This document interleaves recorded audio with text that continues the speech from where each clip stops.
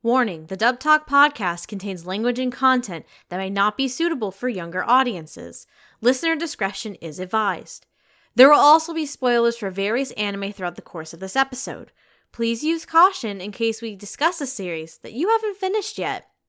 Finally, the opinions expressed are those of the individual participants and may not reflect the Dub Talk podcast as a whole. Enjoy the show.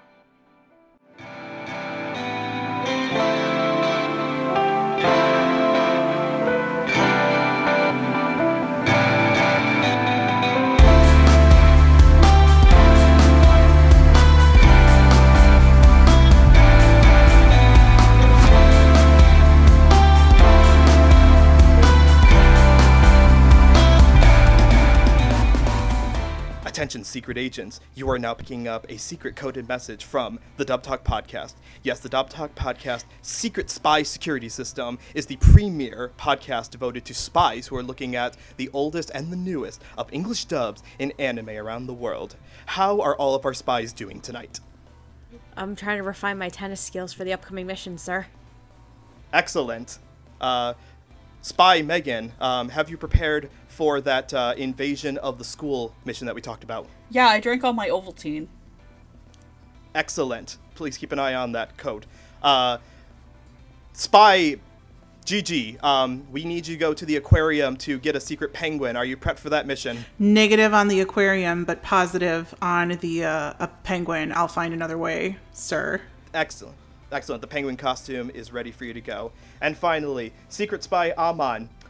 We understand that your skeleton costume skills are peak and ready for Halloween season. I think you're good to just stay where you are so that nobody catches you. That is perfect espionage. Sir, if I answer your question, people notice I'm talking. You really shouldn't be asking me. That's why. That's okay. He has a point, sir. He has a point. He won't succeed in his mission if he starts talking out of nowhere. I'll just pretend I'm an old daddy man and thinks I talk to skeletons, and it will be totally fine. But No, anyways, just start talking to the sky skeleton, sir. Oh, Susan, I missed you so much, sir. That's a skeleton. What are you doing? Look like a crazy man, then you're fine. yeah. See, this is why the FBI hasn't recruited any of us. That's exactly why. I mean, to Why, be fair, ladies I don't and think any of us are attending Anime NYC this year, so, No. To be fair, no, they have approached me, but I kept demanding they assign me to the X-Files, and I would not take their explanation that that was not a real department as an answer. Fuck that Did they noise. keep telling you we've already got Scully and Mulder, and we don't need a third person on that team? yes, we do. Yeah, no, there's the sexy guy who keeps stabbing them in the back all the time. Yeah, I could see you being that. No one suspects. I don't want to be him. He loses one of his arms at one point. He has a terrible life. Okay, we're gonna go way off topic, but that's okay because, as you people know from listening, we've got a wonderful group here tonight. I'll let them all introduce themselves, but for this episode here, I am Spy Noah. Please say hello, also Spy Megan. All this says was to drink my Ovaltine. What a rip! It's not that bad. It could be worse. It could be Tang. Drink your Tang.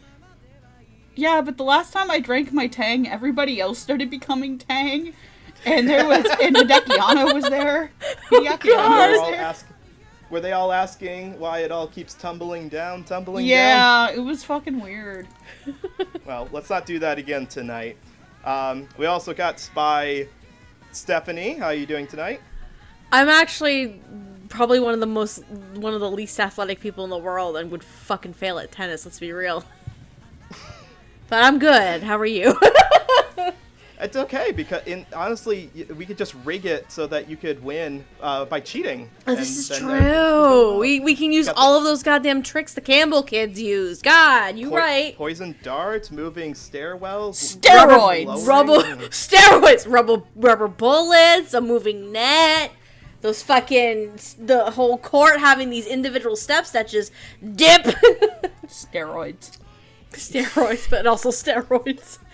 Well, while you're working on that, also, how are we doing tonight, Spy Gigi? Just so you know, I know the camera's not on, but all these cuts on my fingers are really from trying to make goulash and not from any assassin-related activities. Oh boy. Oh no. Okay. But I thought your mission was just to make a cup of tea. Mission achieved. One Stella for me. By Stella, I mean star. Stella Artois. That's a good kind of tea. And also, how are we doing, Spy Amon, who you are allowed to speak now? I think your cover's fully been blown. Well, Colonel, since you're here, I did want to ask you, this guy you've got training me, I mean, I can tell he's talented at all, but, I was talking to him, and he says he thinks Santa Claus is real. And also the Great Pumpkin. Is he okay? Like, I know he's, like, a big deal from back in the day, but, is he okay? I'd be a little concerned. Dude, the Great Pumpkin sent me an air fryer for Halloween, so he's totally Oh, real. hell yeah. Dude. Hell yeah. Oh, there you go. Let's get back to that kid with the blanket. That kid's been waiting for years with no success. Well, as you can probably tell from all the spy espionage theming we've been talking about, tonight we are finally going to be talking about one of the biggest anime hits of last year. Yes, we are going to be talking about the legendary Cloverworks anime Spy Family. Oh, god damn it, I thought this was Nekopara. No, that's next week. I'm sorry. I know you have a lot to say about it, but I'm sorry. Gigi just wants... Actually, no, I'm not sorry. Gigi just Not wants really. peanuts. That's all she wants right now. Peanuts. Peanuts. They have How do you delicious like your salty peanuts? flavor. They make other flavors too. It doesn't have to be salty. They could be like the Oh sweet my honey roasted kind. god. Y'all know about boiled peanuts? No. I've heard that's a Midwest staple. I've Oh also no, heard it's that a they smell really bad. it's a southern thing actually. So Okay. my mom in North Carolina, she tried like last year around Christmas. She's like, no, it was 2 years ago. She's like, she has these like basket stocking kind of things now for like me, for like the couples, my sister and her boyfriend and me and Andrew. And she had like cans of boiled peanuts. I'm like, what the fuck is this? She's like, boiled peanuts. I'm like, I ain't eating this shit. You kidding me? I haven't heard good things about it, so that checks out. Yeah. No. Well, those aren't the peanuts that they talk about in this show. No. Thank God. So, and the off chance that, I know that everyone in this group has seen all of Spy Family, but just in the off chance that anyone listening hasn't yet, they've been trying to avoid the hype for whatever reason, let me just give you a quick recap of what the show is about. So, when Carmen and Junie Cortez's parents are kidnapped, they learn the secret truth that their parents are actually secret Wait, spies. stop. Noah, the secret aliens coming and are kidnapped and turned into these monstrous creatures. Noah, this isn't Spy Kids. Danny Trejo has to. Noah, Watching we're not talking Spy Kids. I do also appreciate the cinema of Robert Rodriguez, but now is not the time. Does Machete show up in this anime? We wish Machete showed up in this anime. Oh, Danny Trejo showing up in this anime would have been fucking amazing. I wouldn't put it past him. He showed up in like the last couple Muppet movies. I think he'd be down Have for you showing ever up in a seen? Oh my happy god. slice of life anime. Oh my god. During the onset, like early onset of COVID and the huge hype around fucking Animal Crossing. Have you ever seen these? There's like a couple of videos that someone made of them visiting Danny Trejo's island on Animal Crossing. It's the cutest fucking shit I have ever seen. I believe it. If I can find it, I'm gonna try to like edit it over the audio here so people can see that because that sounds I will adorable. find it for you while we're Well, talking. unfortunately, we are not talking about that cinematic masterpiece, but we are going to be talking about something equally adorable. Now, Spy Family is actually a series all about Lloyd Forger. He is a man who is one of the greatest spies in a battle between two warring countries that are basically America and Europe and the Soviet Union. It's an East meets West kind of battle. And he's been given a new mission to try to bring peace in this Cold War conflict. It's simple enough. It's really easy. He's got experience with disguises and infiltration. So what could be easier than that? How about the mission is to get a kid, get them into an elite academy that an enemy is in who needs to be spied upon, and have this be done in the course of a couple of days. Couldn't be simpler, right? of course.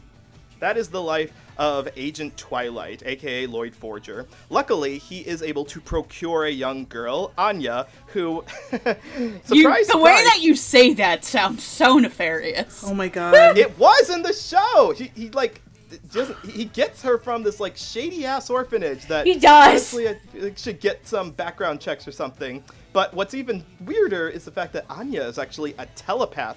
Yes, we have a 5-year-old telepath in this show. And as if that weren't crazy enough, in order to keep the illusion going, Lloyd needs to also procure a wife. Can't really do that in the course of a couple of days, or can you? Because luckily, a young lady named Yor is also trying to get a husband in order to keep the secret police officer back, because this isn't misogynistic at all. It's weird for a woman her age not to be married. So they enter into this agreement where he's a spy, but the other two don't know it. Oh, no, I'm sorry, she doesn't know it. Yor is actually a secret assassin, except Lloyd doesn't know it, and Anya is a secret telepath who can read all of their minds. Shenanigans ensue as they try to keep this charade going, get into a school, have wacky spy adventures, and I think there's assassination and goulash involved at some point. It's a lovely little romp. Oh man, it's so much fun. It is. Can I assume that everyone pretty much has enjoyed this show for the most part? Oh, absolutely. Oh, yeah. sure. Oh, I was, I think me, along with, like, a few others, were, like, reading the manga before the show was announced to be an anime series, and I just think it's a delight. We were watching this as, like, Saturday night date nights with Blue Lock. Nice! I was like, yeah. So we have That's perfect. a good, fun time with Spy Family. You know it's good when we're actually watching it when it's airing, as opposed to me watching it just to do a podcast. Oh no, that's the best part. And it's perfectly timed for us doing this right now because season 2 just started too. That's true. By the time this episode goes up, the first couple of episodes of the second season will be online, and possibly the first couple episodes of the dub. We're not quite sure when this episode's going to go up. Yee. Amon, what'd you think of the show so far? It's amazing. I love it. It's the rare breed of action comedy where I actually think I had a description of this once. What the hell was it? I don't remember what it's very funny, and the action is also very good, and I really appreciate that. And there's also a lot of really dumb gags, and a dog, and he's great. Love the dog. They got a bond. Bond. Also, I just want good things for the Forger family. It also has maybe one of my favorite stupid comedy gags, but I'll get to that later when it's pertinent. Yeah, we'll bring that. Yeah. And Megan, I'm assuming from your stunned silence that you were just waiting to explode with how much you also enjoy the show. Yeah, let's go with that. Yeah, I like the show, but there's another aspect I like a little more, and I will save everybody's ears for that joy later. I think I know where this is coming from, having discussed this over Discord and Twitter over the last year or so. But yeah, we will save that for the listeners' enjoyment. Stay tuned. Of course, being a Dub Talk podcast, we are going to dissect this show through the lens of talking about its English dub, which, if you watched our W Awards, took home quite a few awards last year. So this is a good chance to dig even deeper into that wonderfulness. So, we ready to dive in? Oh, hell yeah, let's go, Yeah, bitch! baby. All right, fire it up.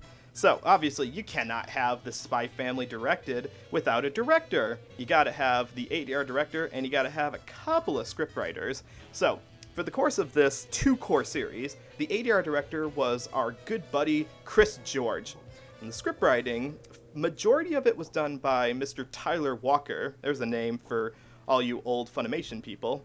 And as well as some additional writing by Mr. Matt Shipman, who we have credited as the scriptwriter for episode 4.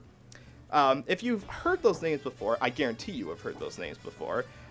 Chris George, you may know as an actor, but you may also know him as an ADR director. He has been the ADR director for shows like Black Clover, the weird hit Wonder Egg Priority, and I don't know, what else have you guys heard Chris George in before? A lot. Like Pop just one Team. thing. He's in Robbie Hachi, my favorite show that no one talks about because no one else watched it. Robihachi deserves more love. That's what I love is that he gets to do both popular shows and small niche things that only a couple of people like He to did talk not about. direct Robihachi. He was just the lead in it. No, that's why gotcha. that's one of the reasons I like it. It's one of his few like he's the main character. I feel like he does not get to play the main character very often, so I like that. Fair enough.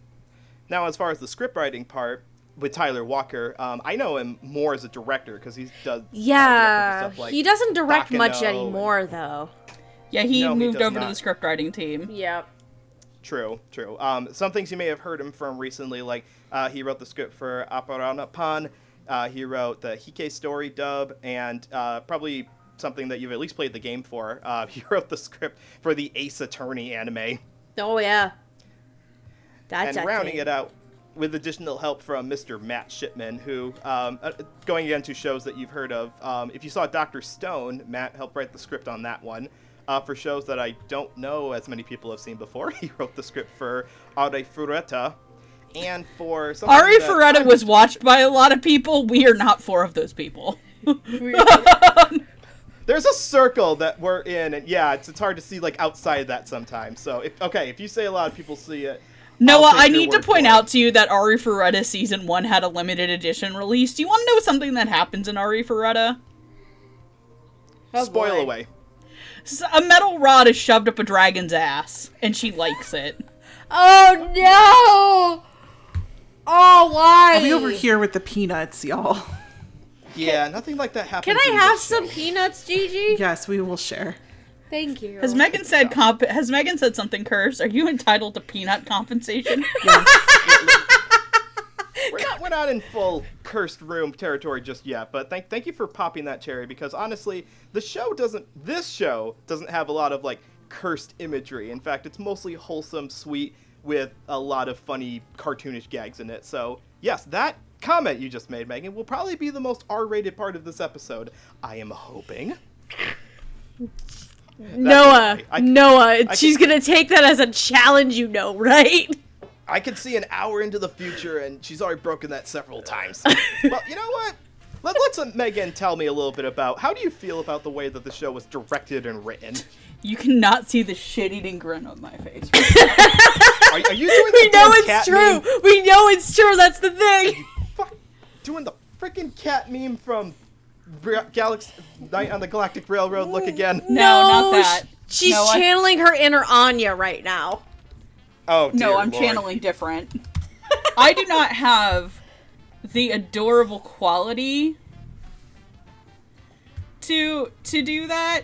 Also, I need to go get the image. I need to go get the image of what I was doing, shaded and grin-wise, off of my friend's Facebook, because one of my friends is an artist. Her name is Lori, and she has a great store called La La Lori, and she's fantastic. Please buy from her. I'm shilling so for what- her. I'm shilling for her. So, no, so just very quickly. So she's been at New York Comic Con this weekend, because New York Comic Con's a thing that happened. So I forgot that some of my family goes to that. Oh, And I just saw a picture of my cousin, his wife, and their daughter. Their daughter's dressed as Mikasa. I think my cousin is dressed as that purple blob thing from Adventure Time, and his wife is dressed as Kurapika? Lumpy Space Oh my Princess. god! Yes! My cousin who's in a metal band is dressed as Lumpy Space Princess. Ah, good man. That sounds amazing. What the No, I was fuck? giving a shit-eating grin more as Astarion from Baldur's Gate 3. That's the Oh, image I'm bringing. Astarion! Oh shit, that's great. I love The that. silliest goose, it's Astarion.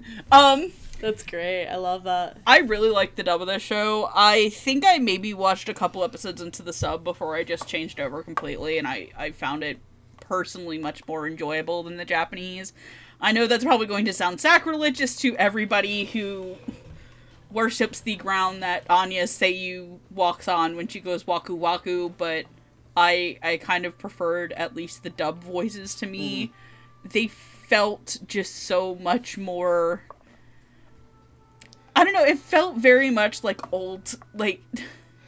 I don't want to say it sounded like old-timey anime, but more like... It felt like it was, like, from a cartoon of the time without going into, like... As much as we love the late June Foray, Yeah. Without sounding like it was Rocky and Bullwinkle.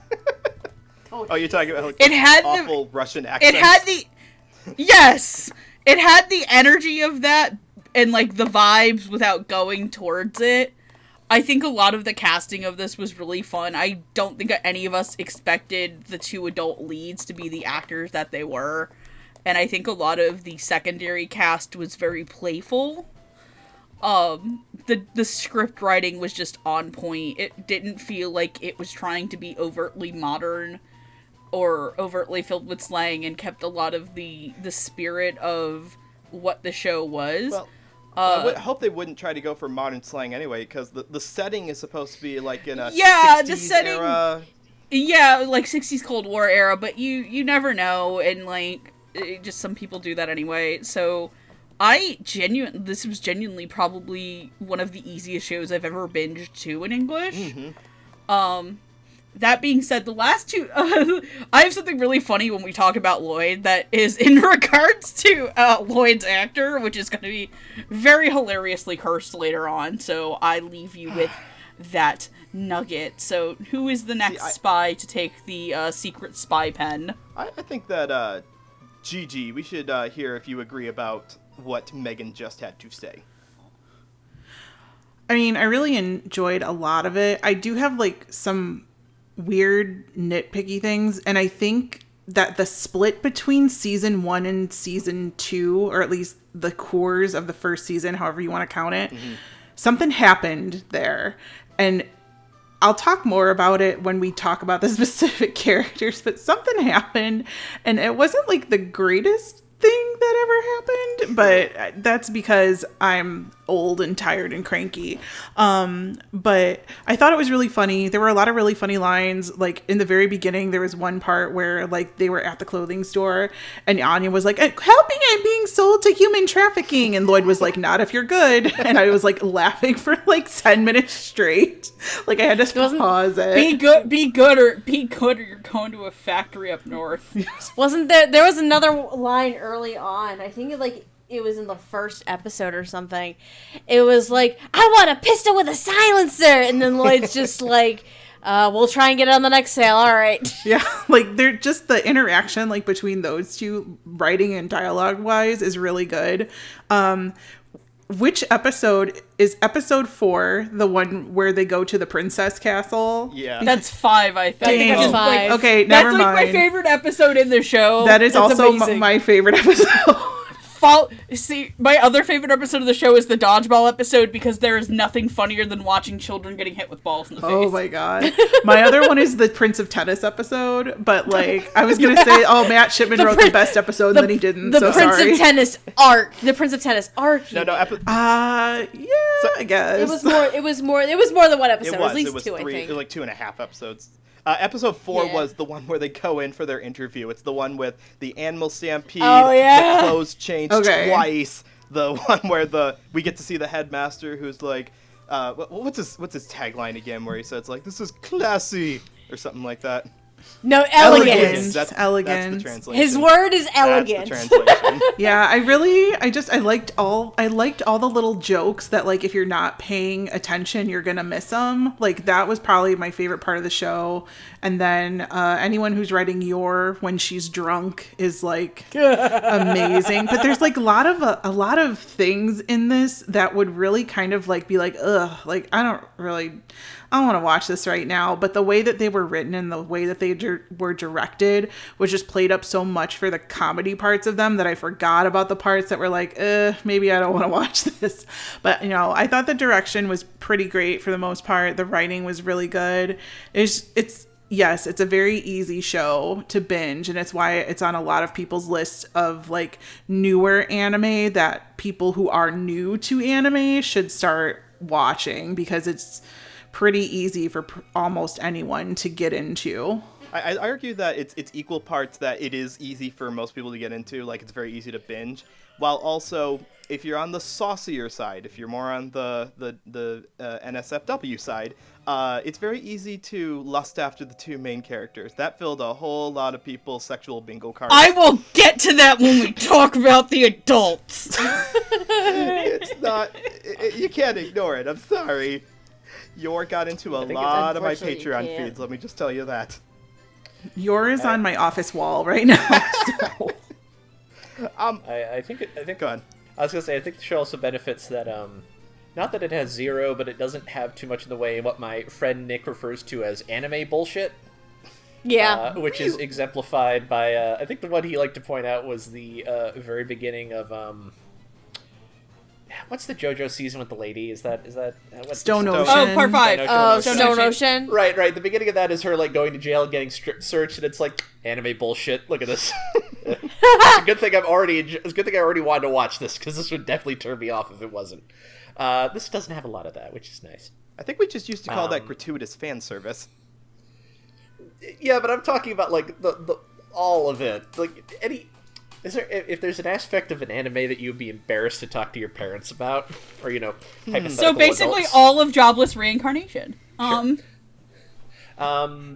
Yeah, et cetera, et cetera. Anyways, dub. The dub's great. This is amazing. I love it. It's very funny, which is key because I think the comedy is essential to this show. If you don't get the jokes right, why are we even here? Just the writing is very sharp. It does a good job of capturing the humor without getting too. There's no attempts to let's modernize this, which is just as well because if they're saying things that would look weird coming out of someone sitting on an Ames chair, then it probably shouldn't be here. And the writing's very sharp. The direction's really, really good. I think the casting's really well done. Like everyone sounds excellent. There's at least one performance in here that might be my new favorite performance by that particular actor. We'll get to that later. It's very funny. I also like that a lot of the side characters are also really well directed. Yes. This is lousy with just random one-off people who are basically there for a scene, maybe, and then never ever show up again, and they feel like they are as well directed and conceived of as the actual main characters we follow from episode to episode. This is at least in part inspired by the fact that I wanted to rewatch a couple episodes before I did this. One of those was episode 5. Mm-hmm. Sidebar to that, I give a lot of credit to the anime staff for coming up with an anime original episode that you would not know is an anime original episode if no one told you about it. So kudos to them. Yeah. That's the best kind of filler. Just Yeah. Just to chime in on that, because I know, Amon, you keep up with the manga, I think, more than any of us, if I'm correct. I'm a little behind, but I was keeping up pretty consistently as of a few months ago. Isn't it that happened, but it was off screen and just mentioned or some shit? I believe so. Yes, it just it is a thing that is briefly brought up and never actually expounded upon, and they make basically a whole episode out of it. Which amazing. That's one of my favorite episodes of the entire show. Yeah, I remember I got to meet some of the actors from this, and I told one of them oh, my favorite episode is that episode. And he goes, that is a lot of people's favorite episodes. They told me it's a really good episode. Yes, it is. And I think it's a testament that as we've gone through this whole discussion, you may notice that everyone's kind of picked out different parts of the show as their favorites or the thing they zeroed in on. That's a really weird thing. Usually when we talk about a show, it's one key thing or one key character. But no, in this show, there's lots of different elements that everyone, it could be multiple people's favorites and a different group. This show's got a lot going for it. I think that also that's a testament to how well the dub was handled. It's a very well-rounded experience overall, and Chris George in and of himself, freaking Madman directed Pop Team Epic. He has a really good sense of comedy and comedic timing when it comes to direction. So going into Spy Family and all of the comedic moments involved in it, they were on fucking point with it. It was great, but he also has, because he's had experience with some of the more dramatic shows too, of course, being able to balance it with those dramatic beats and those dramatic moments when things really get real. But he knew the line where to take it super serious and then not so serious. He was able to find that balance and that fine line and follow it very, very well. And the writing also kind of accentuates that as well. With Tyler and Matt. So this kind of created this whole overall fantastic experience, and I think personally, what everybody else has said is right. I think this English dub is a very easy and accessible one for any newcomer to come into, if they're not just looking for the typical like shonen anime to start off with. You know what I mean? Mm-hmm. Did anyone? I know, Megan, you said that you watched a little bit of the sub. Did anybody else watch a significant portion of this in the Japanese audio? Oh, I did not. I watched the whole thing with Natasha. Nope. Okay. Why do you have a question or? Well, because I was going to point out in discussing the strengths of this dub, it's not just that the actors are good or the direction is good. It's that the show actually in Japanese was kind of archetypal in the way that the characters were directed. We've had anime voice actors in Japanese, seiyus, who have like this deadpan flat delivery. In probably the one that people from our circle have heard of the most is like Kion from Haruhi. And then you've got that style of comedy, which is essentially wacky thing happens, someone responds to it flatly by like describing why it's wacky, and then that's the joke. And this show is just full of that. But in this show, in the adaptation of it, Lloyd's actor and a lot of the other ones who are supposed to be like really deadpan are giving it their all because they are so wonderfully adapted that it doesn't feel flat or monotonous in all of the acting. All of the funny jokes hit because everybody is giving it their all and giving this archetypal Japanese dub something that I don't know if we've really seen done successfully before. Like, we've seen adaptations of this dry kind of adaptation into something funny, but I feel like this is like one of the most successful adaptations of, again, what is kind of an archetypal trope in Japanese anime. I don't know why I keep saying Japanese anime. We know it's all from Japan. I think it's also important to note, though, that these characters are not these like one-dimensional, one stereotype. And again, I haven't watched the Japanese, but with the dub, they turned it into, they helped flesh out the performances were more fleshed out, giving them much more personality than what I would assume is the archetype that went with. A very good example of that is actually Lloyd Forger, because in the beginning he is this like very determined, like always on the mission, doing things for the mission. But as time goes on, you do see him like genuinely soften, and to the point where you get to towards the back half of the show, after the tennis tournament, and Fiona. Well, no, not after, before it. Fiona, or Nightfall, makes the comment of seeing him actually like the softer side of him for the first time. So that progression of the character, it gives him more dimension to the characters thanks to those performances in the English dub, which is very, very good. Another thing that I think really helps in the benefit is the choice of the archetypes for the actors themselves. There's one character in particular in the Japanese, and I'll let you guys guess. There's one character who's a side character who's got a very nerdy, nasally, kind of high-pitched whine voice to them. Oh, it's Frankie, isn't it? It's Frankie, exactly, yes. It's Frankie, isn't it? We'll get to that, yeah. Yeah, his voice is like, it matches his character design, basically. And it would have been easy for the English group to cast a voice to match that, to mimic that, basically. Did they do that? Oh, hell no. No, they did not. They made it... No, they made the superior choice. They made the best choice. They made the best choice. That's one of the strengths, I think, of this dub, is that they had an option to take something kind of archetypal, but made the right choices in both the direction and the casting for how to turn it into something that'd be palatable for an English listening audience. Oh, hell yeah. So, yeah. Dang, I'm off to a great start here. I think we've already reached our high. We don't even have to go into the characters after this, do we? No, Episode over. Bringing the dancing lobsters. Bro, you already brought up Frankie. Are we going to talk about Frankie now? I guess we should. I don't know. It would be impressive to have our shortest episode ever be this. Wow, 40 minutes. Jeez. You brought up a good point, though. Jeez. I think me and Amon did that once. Like, I think we got like something relatively short, but I think it was the 2 episodes. Because there's only 2 episodes of Icon. This is a little. To which I still love, like, my favorite thing about that episode is still, it was basically us both looking at it and go, that was it? Really? There wasn't a whole lot to say. Man, I thought this was going to be way more offensive. Jeez. Well, to let people know, just going into this, while there are a ton of side characters and one-off, like one-episode characters we could mention, we are going to trim this discussion down as a general overview of like the cast as a whole. Like if anyone wants to mention like, I don't know, the tailor that we meet in episode 2, or I don't know, like the asshole dad that we meet in the interview episode, we can bring that up later. But for the most part, we're gonna focus.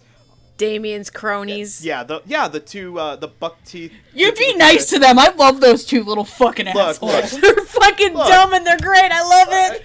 I love you, Michelle Rojas, and it's like Michelle Rojas, and I think is it Macy? I think it's Macy. It's Macy and Johnson. Macy's a meal.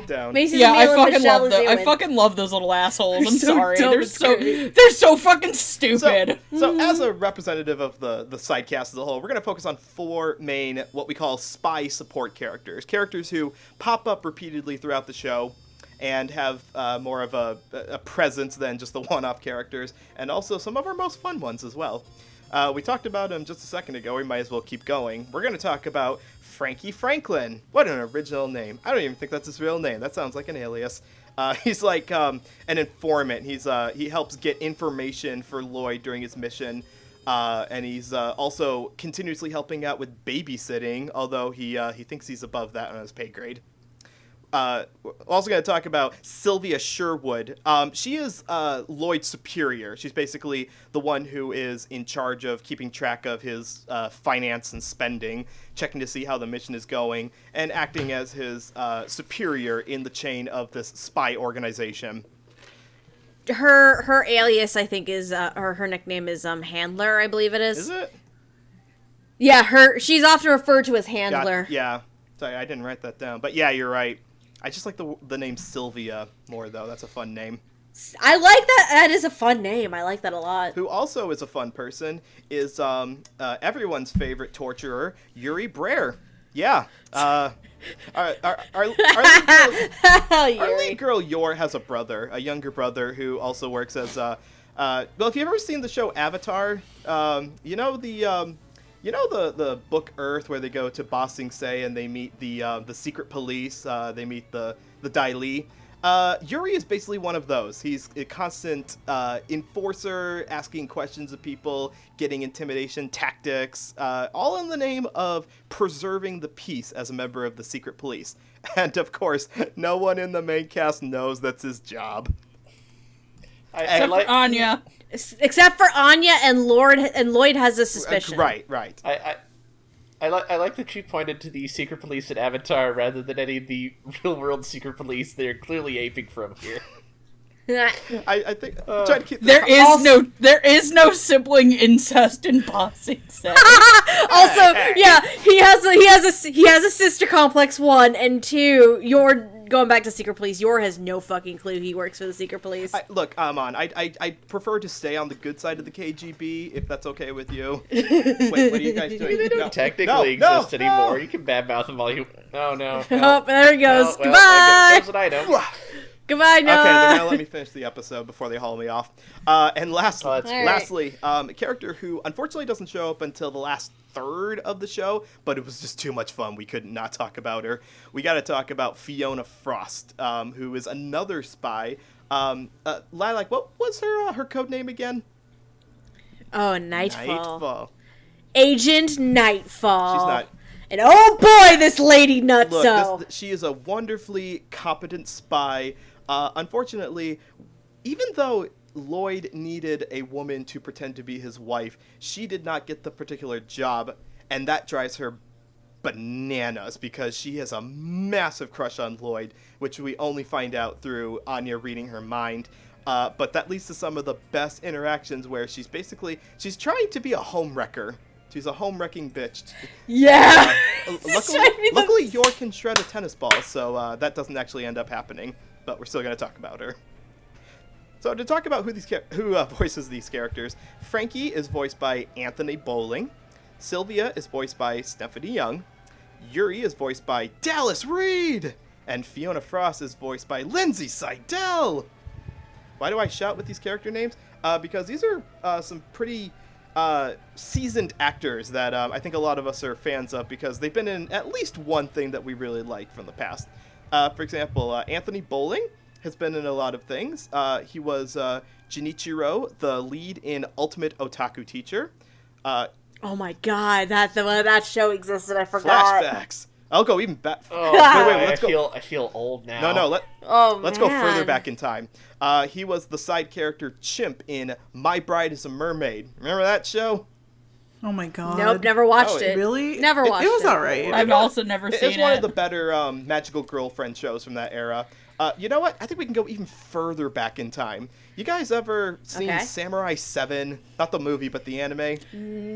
I've been meaning to because I have not. so one of our lovely fans, Michelle, fucking loves that show, and I have told her for years that I will eventually sit down and host a Samurai 7 episode, and I've just never been able to hold anybody down. Well, when you finally do, you'll be able to talk about Anthony Bowling because he plays the character of Ukiyo in that particular show. So yeah, he's been around the voice acting circuit for quite a while. Someone who's also been around for quite a while is Stephanie Young. If you're into sci-fi stuff, you may have seen her as Shamrock in the Dot Hack Quantum OVA. If you want to go for really offensive stuff from Studio Shaft, she was a character of Mana from Negima. But, of course, all of us know Stephanie Young from this one little pirate show that's been on the air since the 1800s. Has anyone heard of Nico Robin, but with yaoi hands? Oh, that's like my favorite. Wait, Jackson? Jackson? That's just Jackson. That's just Jackson. That is. Well, he got his name from Nico Robin, the character from One Piece, who Stephanie Young has voiced since, was it like 2005, whenever Funimation started dubbing it? I'm not gonna lie, I thought you were gonna bait and switch us with a different show. What did you think? I mean, there's a lot we could have picked from. Which one were you thinking? Oh, fucking no. Maybe I'll do that. We need to do this with somebody who's in both One Piece and Black Lagoon, because they're the only anime about pirates I can think of. I was gonna say there's like a pirate episode. Oh, or Fena Pirate Princess. That's a pirate. That's anime. true. Bodacious Oh, Space wait, Pirates. But David Zaslav took that. Bodacious Space Pirates works. There we go. I can't think of a single person who would have been in both One Piece and Black Lagoon. One's a Canadian dub. The other's You're right. That's a good point. Man. That's a little difficult. That's Bodacious Space Pirates. Until the day that we hear Brad Swale in One Piece, which I don't know. That show's been going on long enough. Maybe it could happen someday. I could see it happening. True. It's only a matter of time. They're gonna run at it. The Dallas acting pool is only so big. They're gonna Everyone is in One Piece now. Well, soon I will be in One Piece. Exactly. They're gonna start pulling podcasters eventually. So they're like, we ran out of people. They already did. Oh wait, hold on. Wait. They already did. There's this YouTuber from Texas who does gacha games. We could pull her in for this episode. No, they put people from the One Piece podcast in One Piece, but this is a story for another time. Let's talk about Spy Family. Sorry. We'll get to the last two characters here. Yuri Brer is voiced by Dallas Reed. Now, Dallas Reed I cheer for because most of you probably know him from his work as Asta in Black Clover. I'm just thinking of the thing that got like the most attention and most popular, but I'm going to point to some other fun things that I like him from. I loved him as Satoshi Fukube in Hyoka, and I was so glad this finally got a dub. Yep. He was Makoto Sakurai in Nichijou. Of course, I'm sure you guys think of a ton of our things Dallas has been in. I still need to watch Nichijou. Also, no, just FYI, Dallas goes by they them these days. I will change that in all the future descriptions. Thank you very much. No problem. Thank you for not killing me for that. No, that's fine. Yeah, I had said it, and I was like, "It's they." They are amazing in all the shows they've been in. And lastly, we're going to round this off by talking about Fiona Frost. We're going to talk about Lindsay Seidel. Now, Lindsay Seidel, let's see, what else has she been in before? You've probably seen her. If you saw Kakushigoto, and you should, that's another great show about a dad and his daughter. She played Ichiko in that show. Let's see, what are her things? I'm just going to go down her list here. I don't know. Psychopaths! Have everyone seen a show called Assassination Classroom, where, that blue-haired kid. I'm yeah. begrudged to bring this up, of course, but the new Kino's Journey series that aired a couple of years ago. Oh yeah, your favorite version of Kino's It could have Journey. been so much better, and they ruined it by adapting the episode. And what was with the burning sheep in the last episode, and the guns? I'm sorry, ladies and gentlemen. I had to set him off. It's fine. Sorry, ladies Here's and a gentlemen. My bad. peanut. Thank you. Nom nom nom nom. Well, I'm eating, but honestly, Lindsay was not the problem with that show. Lindsay was just fine as Kino in that show. Let's actually talk about these characters a little bit here. Amon, take away from the characters in the supporting section here. Oh, where to start? Since we were talking about him earlier, let me start with Anthony. So I'm going to point out, in the Japanese, Frankie is voiced by an actor named Hiroyuki Yoshino. Now, I love this guy because he's Ozu in Tatami Galaxy. And I love everyone in that cast. They're like my favorite people. They're my favorite people in the whole goddamn world. There's like when the first time he spoke, it's like, wait a minute, I know that voice. That's Ozu. And if you listen to this podcast long enough, you know I cannot pick out actors' voices for shit. So the fact that he's that recognizable it's a testament to his acting skills. Well, he got a lot of lines in that in the Tatami Galaxies. Yep. So big shoes to fill. But as we were discussing a little bit earlier, they do not go for a voice match, which is good. You're not gonna out Ozu. He's good at that. But they do a really good job of filling him as kind of like, I would kind of describe him of like, what if Q was paid really badly? It didn't really like working for James Bond, but didn't necessarily have a choice. Oh my god, I love that. I love that description. He does a very good voice that I think both matches the character design, but also really just brings home that, like, I am a civil servant and I am not being paid enough to deal with this bullshit right now, but oh well. Gotta, as a lowly paid civil servant myself, I understand. I empathize. I do think he does get a little bit of fun, like in episodes where he like gets to pretend he disguises himself as a secret police to interrogate Yor, and he was having a ton of fun in that Disney World heist episode for sure. Oh my god, he was eating that shit up. It was great. That might be the high point of Anthony's performance, just because it gives him the most to do. He is such a fucking ham. It is like a lot of that episode is good for a lot of reasons, but the absolute degree to which Anthony is just devouring the scenery around him while all this is going on is absolutely up there with him. Like, just perfection. It's beautiful. Put it in a museum. And like I was saying before, the Japanese voice actor was a very different kind of delivery. It was a very nerdy kind of voice, and honestly, they could have done that. They could have had Anthony done like that same kind of. I can't even mimic it very well, but just take that face and like imagine a voice coming out of that. But I'm glad that they didn't, because the believability of the show this is a farce. Like, this whole show is a farce. So you don't need to give the characters goofy sounding voices. They're already living in a Muppet world. They don't have to sound like Muppets as well. Exactly. No, he's very good in that role for those exact reasons. Like, he sounds a lot more like the kind of guy who would probably actually hold this role in like a real world, espionage service. And I think that really works for him, especially when he's like kind of like when things are kind of going poorly for him and he's just kind of cranky and belligerent. It's like, yeah, I feel you, buddy. Yep, I've been there. Yep, yeah. Gigi, are you also can you feel Frankie's pain? Sometimes. I mean, Frankie is Frankie. He kind of like went into the background for me, because I'm always trying to like pick out characters that, I don't know, that hit something like hard for me. I mean, he was good, don't get me wrong. I really liked the handler, and I also really liked Nightfall. Like, that was pretty on point for me. I'm down for the ladies in this series. I think all of the English dub voices for the female characters were pretty on point, but I'm telling you, that Prince of Tennis episode, I know it's an arc, but like, I just rewatched the first one because I ran out of time. But that's so good. I love whenever Fiona gets all fuck, I can't even talk. Goo goo eye. Thank Googly you. eye. Goo goo. That Googly eye. googly eyed, yeah. That was Googly eyes. a little odd, but other than that, I thought she did Nightfall perfectly. And I only say a little odd because it's hard to make that jump between the stoic, kind of very, very serious, cold character to straight up like pink rainbow's heart ice character. Like, that's a hard transition to make, and I think it went okay.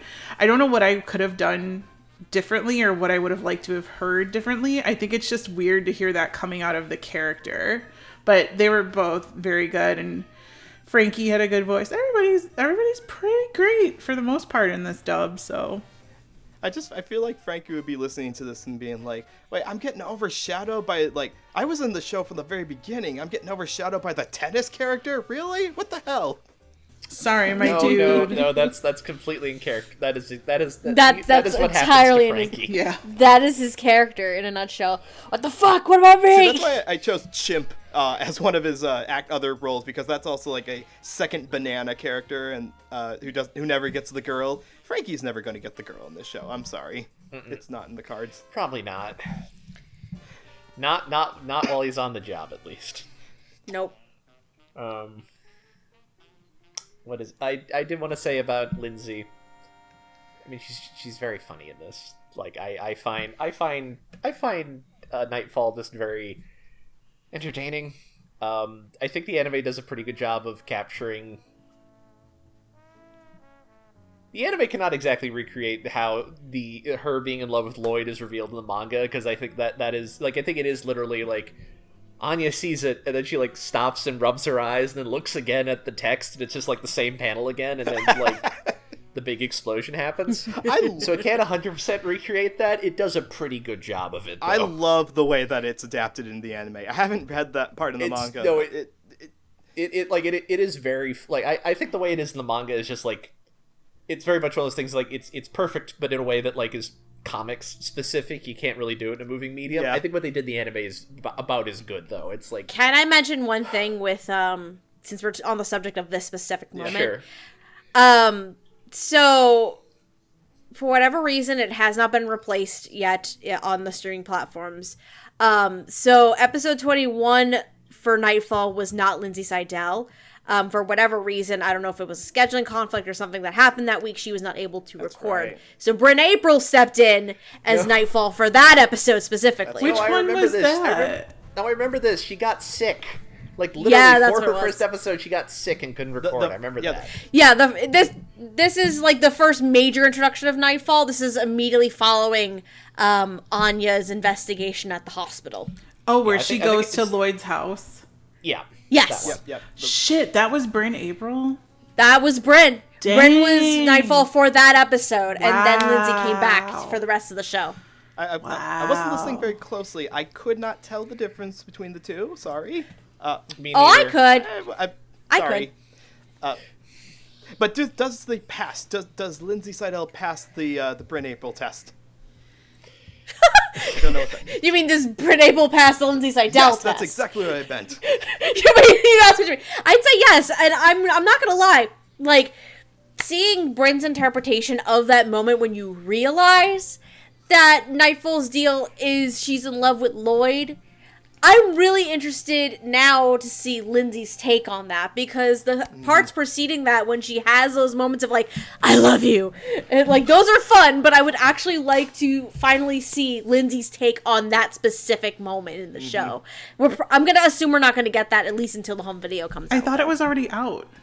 Is it? Part one. Yeah. Part one's out. I one don't is think not part two's two. out. Okay, part one. Okay, they're doing separate. They probably won't replace it until part two comes out. Then. Gotcha. Yeah. I mean, if Chris directs that fill-in as well, then I assume it's going to be pretty similar. There's I can't really criticize Lindsay's performance because it's hard to like the character at first, because, you know, we spent all this time devoted into liking Yor, and the fact that some woman comes along and is supposed to essentially act like the replacement or is hoping to be the replacement means that, yeah, you don't like her right away. But because she's such a goober and she's so good at her job as a tennis player and a spy, and she does secret messages so well, it's like I kind of can't dislike the character, especially because I think we as a viewer know that she's not actually going to be replacing Yor. Yor is way too marketable. She takes things very literal. Because remember in that flashback scene, like in her early days when she's training with Lloyd. Lloyd is like, Lloyd tells you, hide your emotions, bury them deep, and that's how come she's like stoic all the fucking time. So she takes things very literal, and I think that's part of the comedic moments for her. And I also want to bring up my favorite funny moment with her, which is. Well, it's part 1 and 2. It's her driving away from the impromptu tennis match crying. Yes! And then the button at the end of the episode where she's, like, training in the woods, and there's, like, a couple of animals, like, watching her, and there's, like, a bear hiding from a tree, being like, what the fuck is wrong with this lady? Jesus Christ. Swinging around like a big hammer axe, like, that entire, like, fake tennis fight might be my good. favorite. Like, that might be my favorite gag in the entire series. Oh, that was great. Like, cheap route, you're making Yor bad at sports. That'd be cheap and lazy. Yor is slightly bad initially because she actually hit the ball so hard she Julianed it with her racket. That's amazing. Real beautiful. Anything is... What was it? Anime trope. Women being bad at things. Haha, funny. Women being so good at something that she's actually bad. Peak comedy. That's exactly what that entire bit where the entire bit where she just does hit the ball and Nightfall's like, at least put up the racket to protect yourself, woman. Come on. So Megan, are you on team Yor or are you on team Nightfall when it comes to who's getting Lloyd in the end? Remember, Nightfall would be a terrible parent, therefore team yes. Yor. The way that she said she would discipline the hell out of Anya. Yeah, we don't want that. Oh yeah, because Anya's like, you have to remember, like, Anya's not stupid because she's stupid. Anya's dumb because she is like 4. Yeah, and she's lying about her goddamn age. Yep. I mean, there are some smart 4-year-olds out there, but those 4-year-olds are also not. Anya's not one of them. Them. If only she had read the right kids' answers for the test and had got stolen the right answers. Oh, man. I guess since we're on her, Yeah, go. If I had a nickel for every time the guy who plays Lloyd's actor and Lindsay Seidel were in a show where they had to keep peas under nefarious means, I'd have 2 nickels, which isn't a lot if you think about it. But it's weird that it's happened twice. Wait, what's the other one?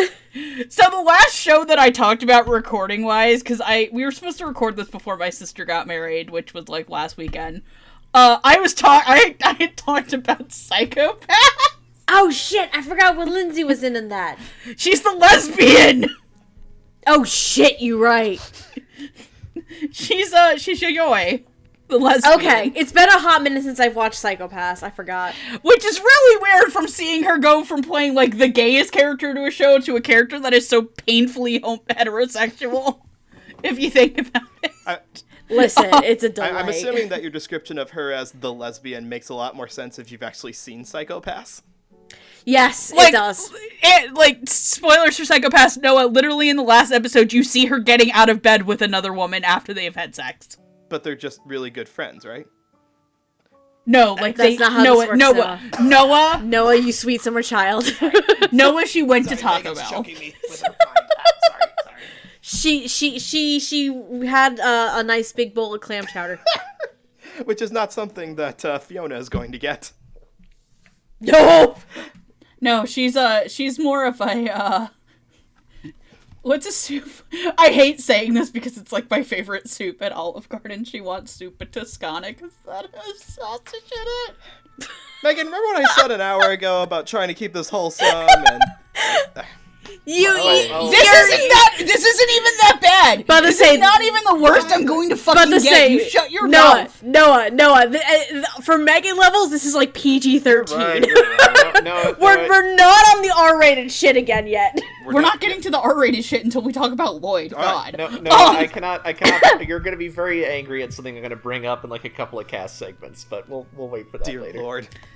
Just be Amon, Amon's like, this isn't a warning, this is a threat. All right, so very briefly then. Here's the thing. Let me get my thoughts out. So I really want to talk about Lindsay Seidel because I was on a Discord right around another show where Lindsay Seidel got casted as the lead of the show. And somebody called Lindsay Seidel a one-trick pony. And I have never been angrier for a woman I've never met in my fucking life. Okay, that's bullshit. That is bull. Lindsay Seidel is fucking great, and I'll fight bitches. Like, she is such a joy as this fucking disaster woman, Nightfall. Like, her energy and her absolute attitude of being the world, for being like, Lloyd is her one that got away, except for she doesn't know that Lloyd is literally still seeing this as a mission and he's being nice, and she's got all of the energy of she's got all the psychotic energy of a woman in a Lifetime Christmas special.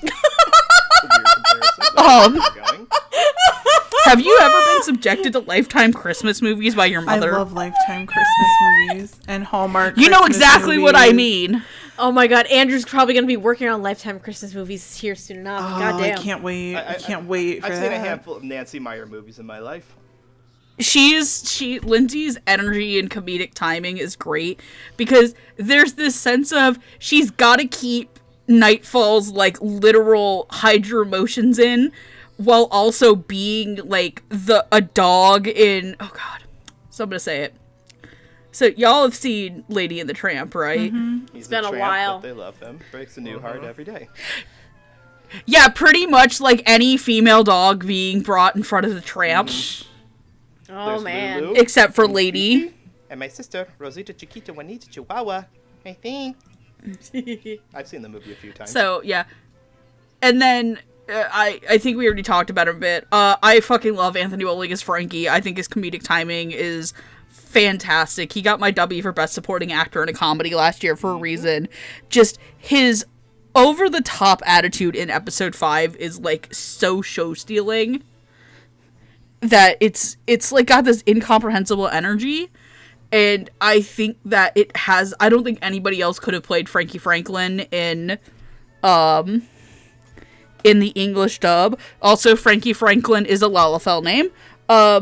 Have we talked about Yuri yet, or has everybody talked about Frankie and Nightfall? Hold on, before... I haven't really talked about anybody. Yeah, right, hold on. Steph, let me know what you think about both. I want to talk about Yuri first. Well, no, we're gonna do... Hold on. Let Stephanie tell us how much she's thirsting after Fiona, and then we'll get into that. I'm not thirsting after Fiona. What the fuck, guys? Segue. Segue. So, okay. So... I guess we'll talk about Nightfall first. No, like, whoever made the comment that Lindsay is a one-trick pony, I'm gonna say respectfully, fuck you. Lindsay has a range for days. Lindsay has range for fucking days, alright? We got Assassination Classroom, we have Kino, we have Nightfall here in Spy Fam, we have fucking Nejire in, My Hero. The range is there for days. With Nightfall specifically, again, Nightfall is a very literal character. She takes things very literally. Again, the stoicism was because Twilight, who she admires and loves very, very much, is like, dull your emotions, hide them, do not let them show. She's like, yes, and he's like, I will hide them forever. And he's like, you mean for missions, right? And it's like, nope, nope, forever. Method acting a little too much there. Pretty much.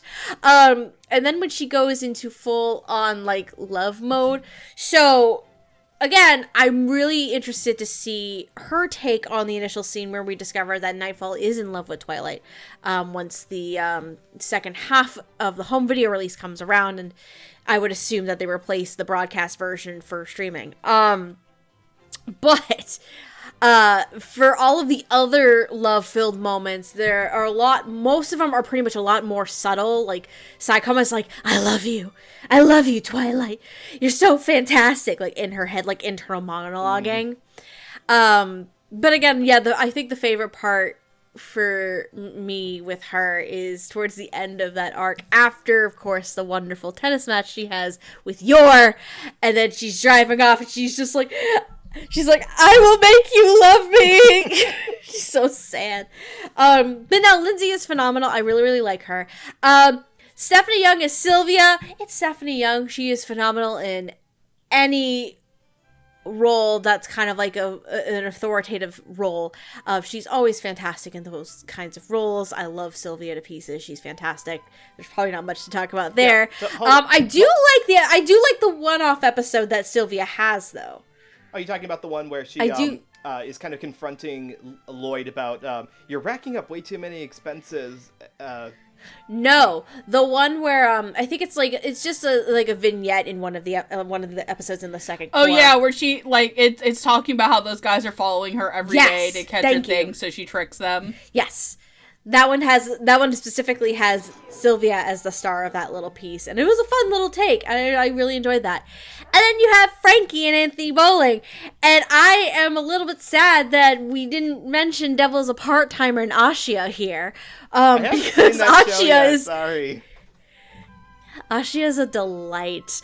Unlike Ashia though, because Ashia is like more noble, royal, like bow down peasants kind of deal, because of course Ashia works for fucking the devil, or Satan in this case. That's a way to talk about McDonald's. I know, right? But compared to that, Frankie is just tired of the bullshit and not being recognized. Like, he's good at what he does, but I think Amon said it. I think Amon was the one who said it earlier. He doesn't get paid enough for this shit.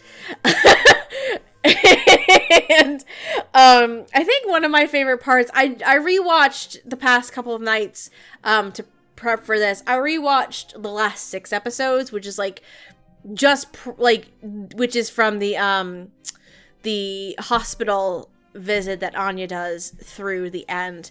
And there's the one little like vignette piece at the end of one of the episodes where Anya watches Bondman and learns about like ciphers and secret codes and shit.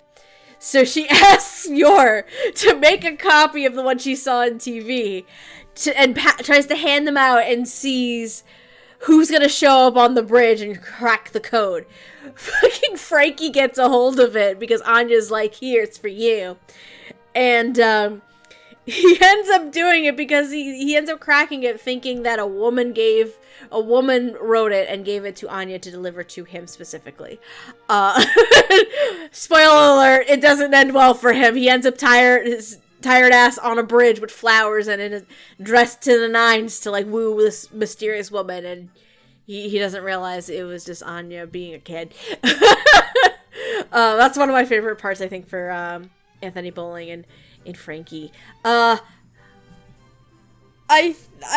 don't know if Amon got to talk. I know he talked about Frankie, but I don't think he talked about some of the other characters though. I mean, I don't have anything particular to add to Stephanie. She's very good. Same. Since I don't know if it's going to be in season 2, but there is Sylvia gets a spotlight manga chapter later on. It happened relatively recently, so I don't know if it'll be in season 2. I don't know if there's enough, like, they'll get through that fast enough. But I'm really looking forward to that because you get to see what her personal life is like. Ooh, oh my god, I'm not going to tell you what happens. You can read the manga yourself if you want to find that out before it gets adapted. But I'm looking forward to seeing that on screen. So, good stuff. Yeah, does anyone else have any thoughts on Stephanie's performance as Sylvia before we move on to the last person in the segment? The wolf is nuts. Oh, Yuri Breyer. Yuri Breyer. I'm gonna take that as everyone's okay with Stephanie, but not as much. Like you're right, she doesn't really get a ton to do. It's just kind of funny to see like her dealing with the bullshit from the executive boss side of things. Whereas like Lloyd's going through hell for the mission he's trying to do, just trying to keep everything together, and then his superiors have to be like, you spent how much on a castle rental? It's all for the mission, ma'am. It's all for the mission. All right, let's do this. Let's talk about Dallas's Yuri. Let's go ahead and do it. Oh my god! Okay, I'm going Go for first. it. Oh my So god. I would like to point out that I have a shitty $20 commission of Yuri from Spy Family that the lovely Kai drew me. If you don't know who they are an artist on Twitter that goes by Chupacabra. And at every con they go to, they do a shitty art commission. Oh, I remember this drawing. I think you showed it to me before. Yes, and it is up in my mirror staring at me while I'm asleep, but it's a shitty drawing of Yuri, and it says, "I hurt my sister." And it's great. Dallas reads furious comedy as Yuri Breyer is no holds barred. I think the series itself is no holds barred with how much of an ass kicking Yuri gets when he's in his Yuri-ness, and Dallas brings their A game to the table. Dallas is able to do the soft, sweet voice that if you've never watched anything that Dallas has been in besides Black Clover, you've probably never heard it before. Shout out to everybody I have ever forced to watch Token Rambu Hanamaru. Ah! Yay! And then you have Dallas to be able to go from, like, their Kashu Kiyomitsu level of, like, very mellow, very cute to, like, Asta on steroids, but trying to keep that soft voice. And it is an absolute riot. And I would like to point out that it is completely unfair that Yuri Breyer was a character designed for me, who is the fucking worst. I believe I am entitled to financial compensation.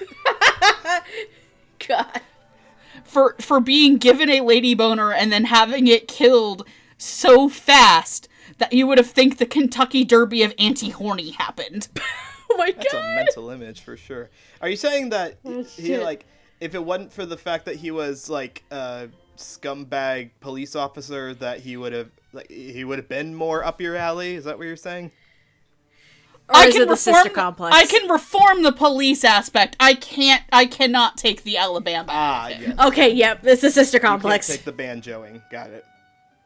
There's a real, I'm blanking on the mangaka's name because I'm bad at names, but there's a real genius. Endo? Yes, thank you. There's a real genius on his part to, like, he wants to communicate that Yuri just sucks real bad, and he understands that, like, okay, making him a creepy Secret Service dude isn't really gonna do it, so I'm gonna make him a syscon, because that will actually upset people more than the atrocities. That's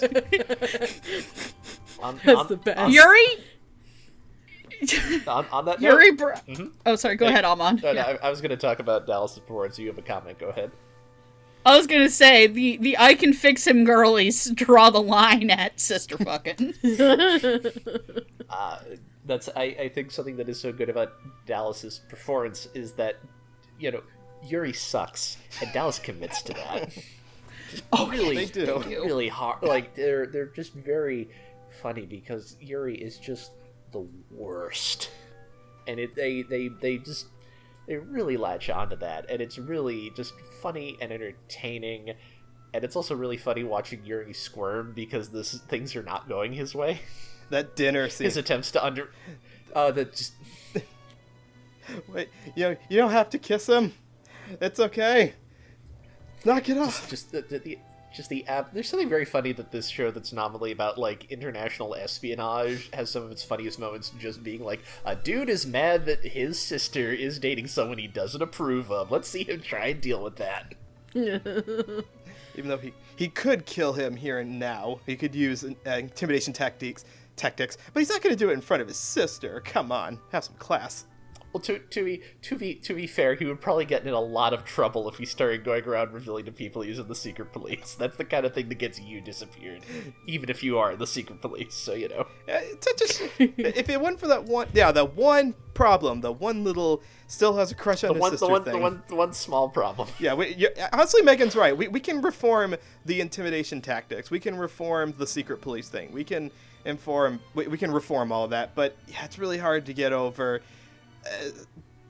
You're allowed to like your sister in a non-romantic way, okay? Apparently their parents never told them that, who we conveniently never see. Well, they're dead, so... That's the problem there. Obviously, shame on their parents for dying. How dare they? Wow. I mean, you're not wrong. That would have... They would probably be both much better adjusted people if their parents weren't dead. That is true. Have you not seen Frozen? True. It's not a wrong Dead parents statement. mess you up. I mean, Yor is an assassin and Yuri went to the secret police, so that makes fucking sense. There you go. But I can't... I gotta agree with everyone's comments about Dallas's performance, especially in the scenes where they get to really play up the ham aspects or the freaked out aspects. You get to see it really early on, too, because Yuri is, like, first introduced as... he's good cop, apparently, to this one guy that the police are intimidating. And he's like, oh, let me get you a cup of coffee. Like, one more thing, and then turns on, like, the bad cop mode and, like, really gets the information out of whatever guy they're intimidating that they need. And Dallas seems like they are absolutely playing up the dual personalities of someone who has trained very hard to deceive multiple people. And that's why Dallas gets to perform both the happy, upbeat sides of, like, I'm just a brother looking out for my sister, and the absolutely cold, dead-eyed, the security of our country takes precedence over everything, and I am gonna fucking kill you, Lloyd. That's the only thing I want to do. I want to do it. Just push me a little bit. I want to kill you. I just want to do that. Maybe for season 2. No, then the show would be over. Well, it'll be like a clone will come back, and they've obviously... No. Lloyd is too valuable. I guarantee you Sylvia's got DNA. No. Have you not seen Batman Beyond? They are going to clone that character. No. Spy Family Beyond. Man, so much for that 90-minute episode. Sorry. Gigi, would you like to finish off with your thoughts on Yuri? Thought the dub performance was really great. Do not like the character. Remember how I said that there are parts of this anime that I just wanted to shut off? Well, that was it. I don't blame you. Oh boy. It just made me extremely, like, I don't feel that it was needed, like, to progress the story or even for comedic effect. But I thought Dallas did a bang up job. I feel like they could have gotten around that character in a different way and it would have been just as funny if they were playing it for jokes, but it's not my favorite character at all. It's the unfortunate side effect of, I was mentioning before how there's some, like, archetypes, there's some well-worn comedy tropes in these kind of anime, and unfortunately the incest thing is something that's just been kind of around for a while. Although usually it's a sister in love with a brother, because usually these shows are, like, focused on, like, a milquetoast male MC character who has a bunch of girls fawning after him. So I guess you could call it revolutionary that it's actually a guy fawning after his sister for once. No, I mean, I guess, but it really took it to a level that it lost me. Like, I didn't get that it was supposed to be funny. It just felt really weird to me. But Dallas did great. I just didn't care for the character at all. Well, I'm sure we're going to see more of him in season 2. Finally, feminism, where the woman is being lusted over by the sibling instead of the other way around. Stephanie, would you like to finish off with your thoughts? I will be brief because a lot of the things that people have said is going to be the same things that I say. Dallas is phenomenal, and I'm going to say it like this. Dallas channels like 3 different roles in my head with Yuri Breyer. They channel fucks his name in Token Rambu for the sweet soft side. Kashu Kiyomitsu? No, that's Garrett. No, That's Garrett. Yamato no Kami no Yasusada. Thank you. They channel fucking Asta from Black Clover. And y'all are forgetting a fun one that Dallas got to do. They're also channeling Zack from Angels of Death. Oh, God. I can't forget it if I They're haven't also seen the show. Fair enough for you, but for those who have seen it, Dallas went off during Angels of Death when they were Zack, and like you could see bits and like little bits and sprinkled into Yuri as well, especially during that interrogation scene, or he's just like, "You gotta squeal for me, man," like that kind of deal. It very like intimidating and dark kind of deal. But no. Again, I'm going to keep this as brief as humanly possible because we still got to move on. But no, I just want to say Dallas is phenomenal. Dallas was fantastic. I love Dallas as Yuri. Yuri as a character. God damn it. What the fuck? But yeah, that's it. And this is why they should do background checks for the secret police. All right, have you gone to police Absolutely. academy? Yes. Are you competent and physical? Yes. Do you have a crush on your sister? Sorry. Well, you know, we're kind of... His locker... Yuri's locker is the shit of nightmares. luckily we don't... Yuri's work locker is the shit of nightmares, man. But with that said, now that we've covered the supporting adults, I think it's time we toss in a couple of children into this mix, because when we talk about funny characters, we need to talk about the characters who Anya gets to go to school with as well. Let's move on over to the legendary Eden Academy, where we get to meet a couple of side characters. First, we're going to talk about... Well, there are a lot of side characters. Like I said before, we're not going to talk about all of them. We're not going to talk about every single one-off side character, but we're going to focus on 3 major ones in particular. 2 students and 1 teacher. First, we're going to talk about best girl, Becky Blackwell. Becky is basically Anya's best friend in school. She, I believe her family works as a military contractor, and she's just kind of taken a shining to Anya, to the point that she even takes her out on a shopping spree where she rents out the entire mall. That is one spoiled 1%er. Speaking of spoiled, we're also going to talk about this asshole, Damien Desmond. Damien is the butt monkey of the whole show. Well, not that. So his dad is the one who Lloyd is trying to get to, basically. And as part of the mission, Lloyd has encouraged Anya to try to get close to Damien as a friend. Unfortunately, Damien thinks his shit don't smell. And so all of Anya's antics about not being very good in academics, making her way through the school with her persona, and for some reason, Damien's got a bit of a crush on her. Such a surprise, and he doesn't quite know how to deal with that, but that honestly just makes for more fun comedic energy.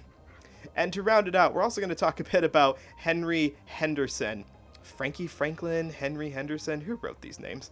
Henry Henderson is the person who is basically the dean of the school, gets to administer parents and students who want to be part of the academy, and is incredibly obsessed with elegance and is looking for high performance students who will basically be the future of Japan. And he's also got an amazing mustache. To talk about these kids. He's very elegant. Yes, he is. He's also... I can't believe they made a human Sona for the rabbit in Foster's. From Foster's. God He damn it. kind of is. Don't you betcha. He does look like Harriman. He does, and now I can't unsee that. Fuck. No, if you're wondering who named all these characters, I think I might know who. Who? A great writer once said that a good way to remember characters' names is to make their names illiterate. Oh, God. That man was Stan Lee. God So damn. I'm guessing that Stan Lee wrote these. His last... Bruce Thanks, Banner, Stan Peter Lee. Parker. I remember. This is what happens. This is what happens when you have to edit 18 comics at the same time. You start taking shortcuts to make your job easier. Wait, hold on a man. second. Would that explain the name that he gave J. Jonathan Jameson Jr.? 1000%, buddy. Wow. All comes to I feel like Stan... I hope that before the great Stan Lee passed away, that Stan Lee was introduced to the critically acclaimed MMORPG Final Fantasy XIV, because Amon, there's an entire race who, lore-wise, basically prescribes to the Stan Lee alliteration names. Oh boy. Lovely. Their names are literally, like, 2 syllables, and they're, like, okay, Amon, one of the girls who's basically your secretary of the main, like, good hero group in 14, her name is Tataru Taru. Oh, yep, that's a comic book name. Spent And she is the fucking all best. week thinking up that.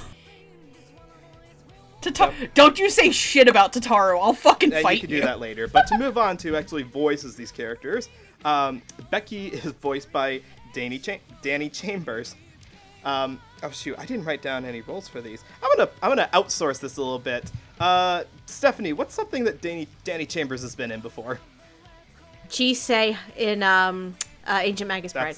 That's a very big one. Yes. Megan, Yes. can you think of anything else that you would know her from? Oh, 5-5 from Endro. Yes, that was a good show. I'm so glad that we got to watch that. But you encouraged us to watch that for an episode. Thank you. And to round it out, I'm going to mention also Serval from Kimono Friends, the greatest animated production of all time. Yeah. Oh, yeah. Now, moving on to Damien, I don't even need to write down any credits because Caitlin Glass, the voice of Damien, has been in everything that God ever created. So, I don't know, Gigi, what do you think of when you think of Caitlin Glass? Skip Beat. She's the main girl in Skip Beat. Oh, yeah. There you go. Mm-hmm. Amon, what else has Caitlin been in? Winry and Fullmetal Alchemist. That's a big one from the early days. Guess we could throw in Haruhi from Ouran High School Host Club in there. Trying to think of like a kid character though. Has she voiced a kid character that you guys can think of before? Ooh. I'm sure she has. Lots I'm of not Probably, sure but on it's that not- A&N page though. But yeah, I can't Too think of many one roles. immediately. I can't think of one immediately off the top of my I'm head. cheating and going to the internet. How dare Have you? fun with that. How dare you do that? Yeah, but she's been around for a very long time. Who's also been around for a very long time is the voice of Henry Henderson, Barry Yandell. It's a lovely. hell voice. yeah. Who's the voice you think of, Steph, when you hear the name Barry Yandell? Let me see. I can think of. I'm just peeking. Zaruba from the Garo, the animation franchise. I keep meaning to see that, but I never got around to it. One day I will hold you down for that. I believe it. I have one. Yeah, go ahead. He's Alexis Curb in Oh, yeah! SSS Gridman doing channeling his Tim Curry. What? Yes. Is that a reason for me to watch that? Yes. I love Tim Curry. Also another great Lindsay Seidel role. Oh, Lindsay's phenomenal in that show too. I So, love that. and of course, to round it out, we'll just mention his role as Klaus von Lichtenlaud in Legend of the Galactic Heroes: Die New Thesis. Denoy Tesse. That's very. Denoy Tesse. Nothing's gonna stop us now. Don't you love German? Not really. Sorry. But what I do love is. Oh, that's the dog. I was like, Caitlin's the character on Taro and Shonen Maid. Megan, that's a dog. Megan, that's a dog. What the fuck? Megan, that's a dog. I'm trying to find a child that Caitlin is played, specifically also a little boy child, and I'm having a fucking time. Specifically, yeah. I'm trying She's to think gonna of be it. at this for a while. We should keep moving on though while she's looking. Yeah. While you're doing that, let's talk about Henry Henderson. That's a fun name, sorry. Let's talk about Barry's performance for a little bit. Stephanie, what did you think about this human rabbit? Oh, it's elegant, my darlings. Oh my god. So, I've seen Barry do some fun, campy things. Again, Zaruba from the Garo Animations franchise comes to mind. As well as... Not William T. Spears from Black Butler. What's another fun cameo? Oh, fucking duh, we just talked about it. Gridman. Gridman is another fun one. So, Henderson can be very campy as fuck, and it's probably some of my favorite acting from Barry Yandell, because Henderson is very much about elegance and pride and, like having this magnificent, like, having this positive, but having this magnificent image, but also having a positive impact on kids. You can tell he's very dedicated as an educator. But Barry is just so campy as shit. It's the best. I love it. Just the whole lead up to the goddamn interview for Eden College, as he's just surveying, because all of the staff are watching these potential, like, these prospective parents and their kids. These candidates, yeah. Yes. So all of them are just watching and are failing them along the way depending on their actions. And some of the reactions that Henderson has for what the forgers fucking do is some of the greatest shit I've ever seen in my life. Who would think to have an extra set of clothes? Who would think to have a second set of clothes?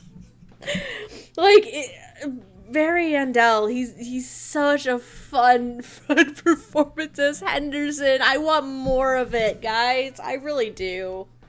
Well, luckily we do get more of him, because unlike some of the staff characters that we see in that first episode, he actually gets to stick around. We hear more of Barry throughout the show as he basically gets demoted to Anya's class instructor. Despite him being around for a while, he's delegated to the freshman, essentially, because he dared to go up against a higher ranking person who did not like the fact that Lloyd called him out on his asshole-ish, "Who do you like more, your old mom or your stepmom, Anya?" Not which is like the dick move of a century. Not only that, but that man is also, if I remember correctly, Chris Waycamp.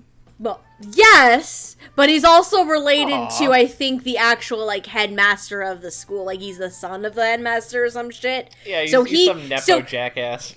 Basically, yes. So, Yeah, hence why he got demoted very fucking quickly. Yeah, but yeah, it's good for us because, again, we get to see more of Barry be the instructor, be like disappointed when Anya absolutely fails, but also very pleased when she gets a Stella star later in the show. It's great. Yeah, I love Barry. Gigi, what did you think about Barry? Very elegant. I felt like he belonged in Hunter x Hunter.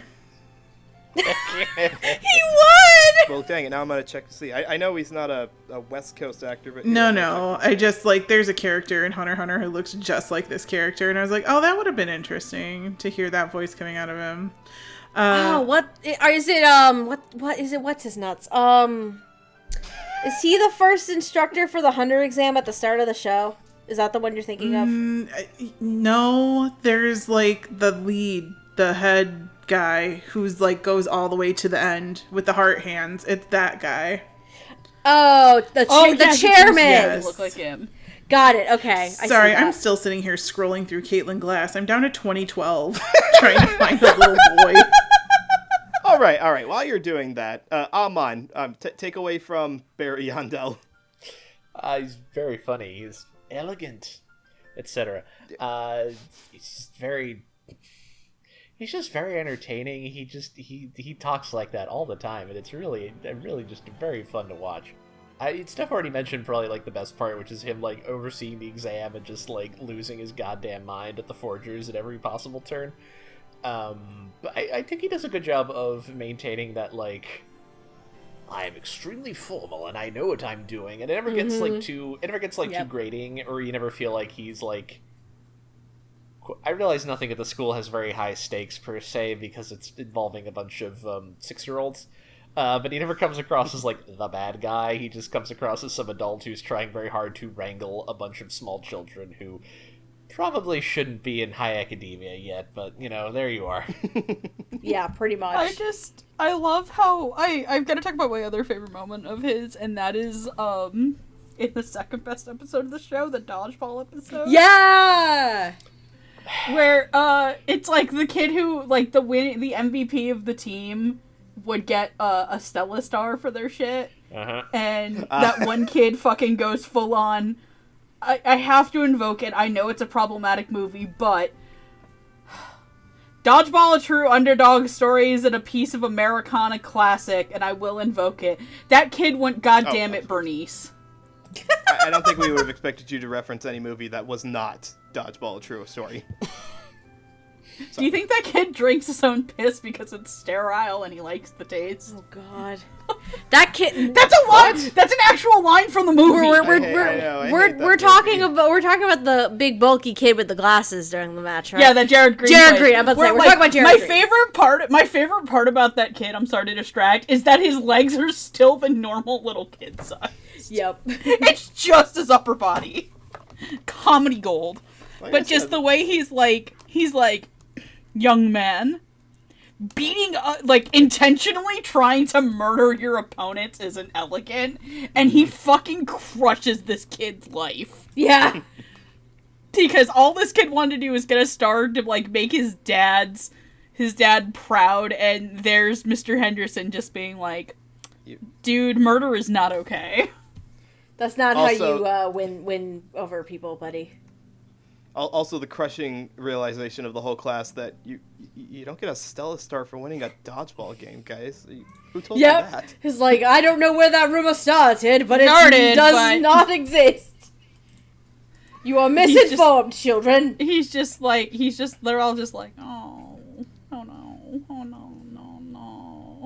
Well, one of those misinformed kids was Becky, who I think we should talk about a bit because Becky. Danny. I don't know if anyone dislikes the character or not. I think she's a great addition to the cast, and even though she can be a little full of herself, like a little bit of the I think I'm better than you, or the aw. She's a snobby rich kid who's never had to talk to a poor person in her life. Right. Yeah, exactly. Yeah. Who also thinks she's a mature adult sometimes.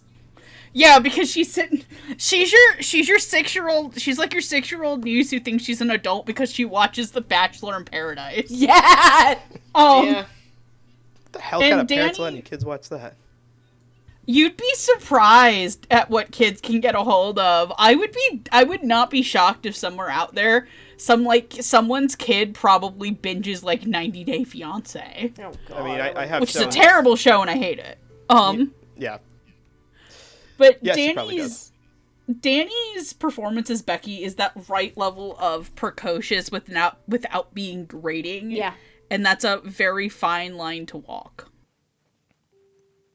And I love the episode where they go to the mall where she finally realizes she has her first genuine friend. And even though she thinks the little sheep plushie keychain is below her, she still wears it with her. Yeah. Also, her lusting over Lloyd is basically the audience insert. I will pass the mic.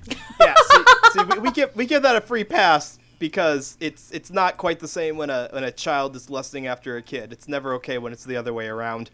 Anyway, I think Danny was great. I loved her performance, and I really like when Danny gets to do a little bit more comedic work. I know a lot of people probably know her more for her stoicism.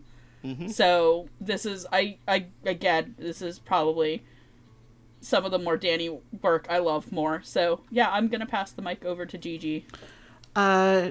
Danny is my favorite kid voice in this anime. I know that's slightly controversial because there are Peanuts that are coming up soon. But I liked it because it sounded like a little kid. I could understand everything that she was saying, and she was funny. So that's what I gotta say. That brings up a good point, and one of my notes I wrote down is that I like Danny's performance because it adds a more grown-up child voice that kind of contrasts Anya's babiness, and we'll talk about this when we get to her character. So it's kind of nice that, from the casting side of things, that they had a character who, doesn't sound exactly like Anya, but it can still bounce off of her very well. Becky reminds me of me. I love her. I mean, that's a little biased, but, those bougie girls got to stick together, so. Oh, hell yeah.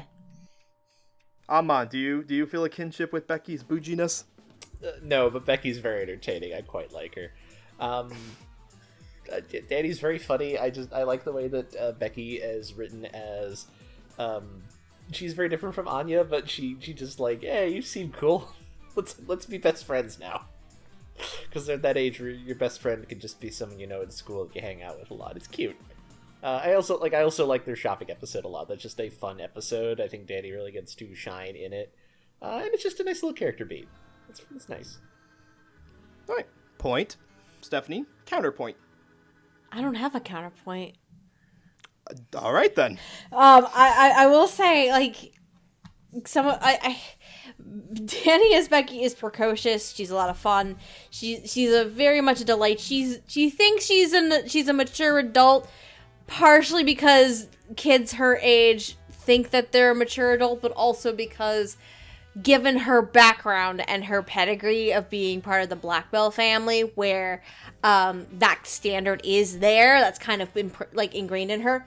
But she has her moments where that starts to come down. Beginning with the fact that fucking Anya defended Becky against Damien and punched him in the goddamn face. As he deserved. And, well, okay, technically speaking, she didn't exactly defend Becky. Anya used that as her cover story and didn't get in too much of trouble for punching Damien in the face. But Becky kind of just starts becoming more friendly with Anya, and I think some of my other favorite interactions with Becky. Oh my god, the bits after the whole incident where Anya punches out Damien. You have Anya's like, I need to apologize to Second Son. And every single fucking time she's about to go and do that for the sake of the mission, Becky's like, you don't need to talk to him. What? He's just a dumb boy, and drags her away. And now you have his Lloyd in the background like, no, what the fuck? To be fair, Becky is completely right. But for the sake of the mission, if it wasn't what the for fuck? the fact that world peace. Come on, For bring world peace. No, like, Becky has these fun moments where it's like, because of the fact that she thinks she's too mature, she thinks she's mature for her age, the fact that she loves reality TV shows, the fact that she knows how love works, she thinks she knows how love works. She believes she knows how love works, and she misconstrues Anya's relationship with Damien. She obsesses over Lloyd. She talks about these adult TV programs, and one of them leads to a fun moment during your Nightfall tennis match, where Anya's like, oh my god, this is what Becky was talking about.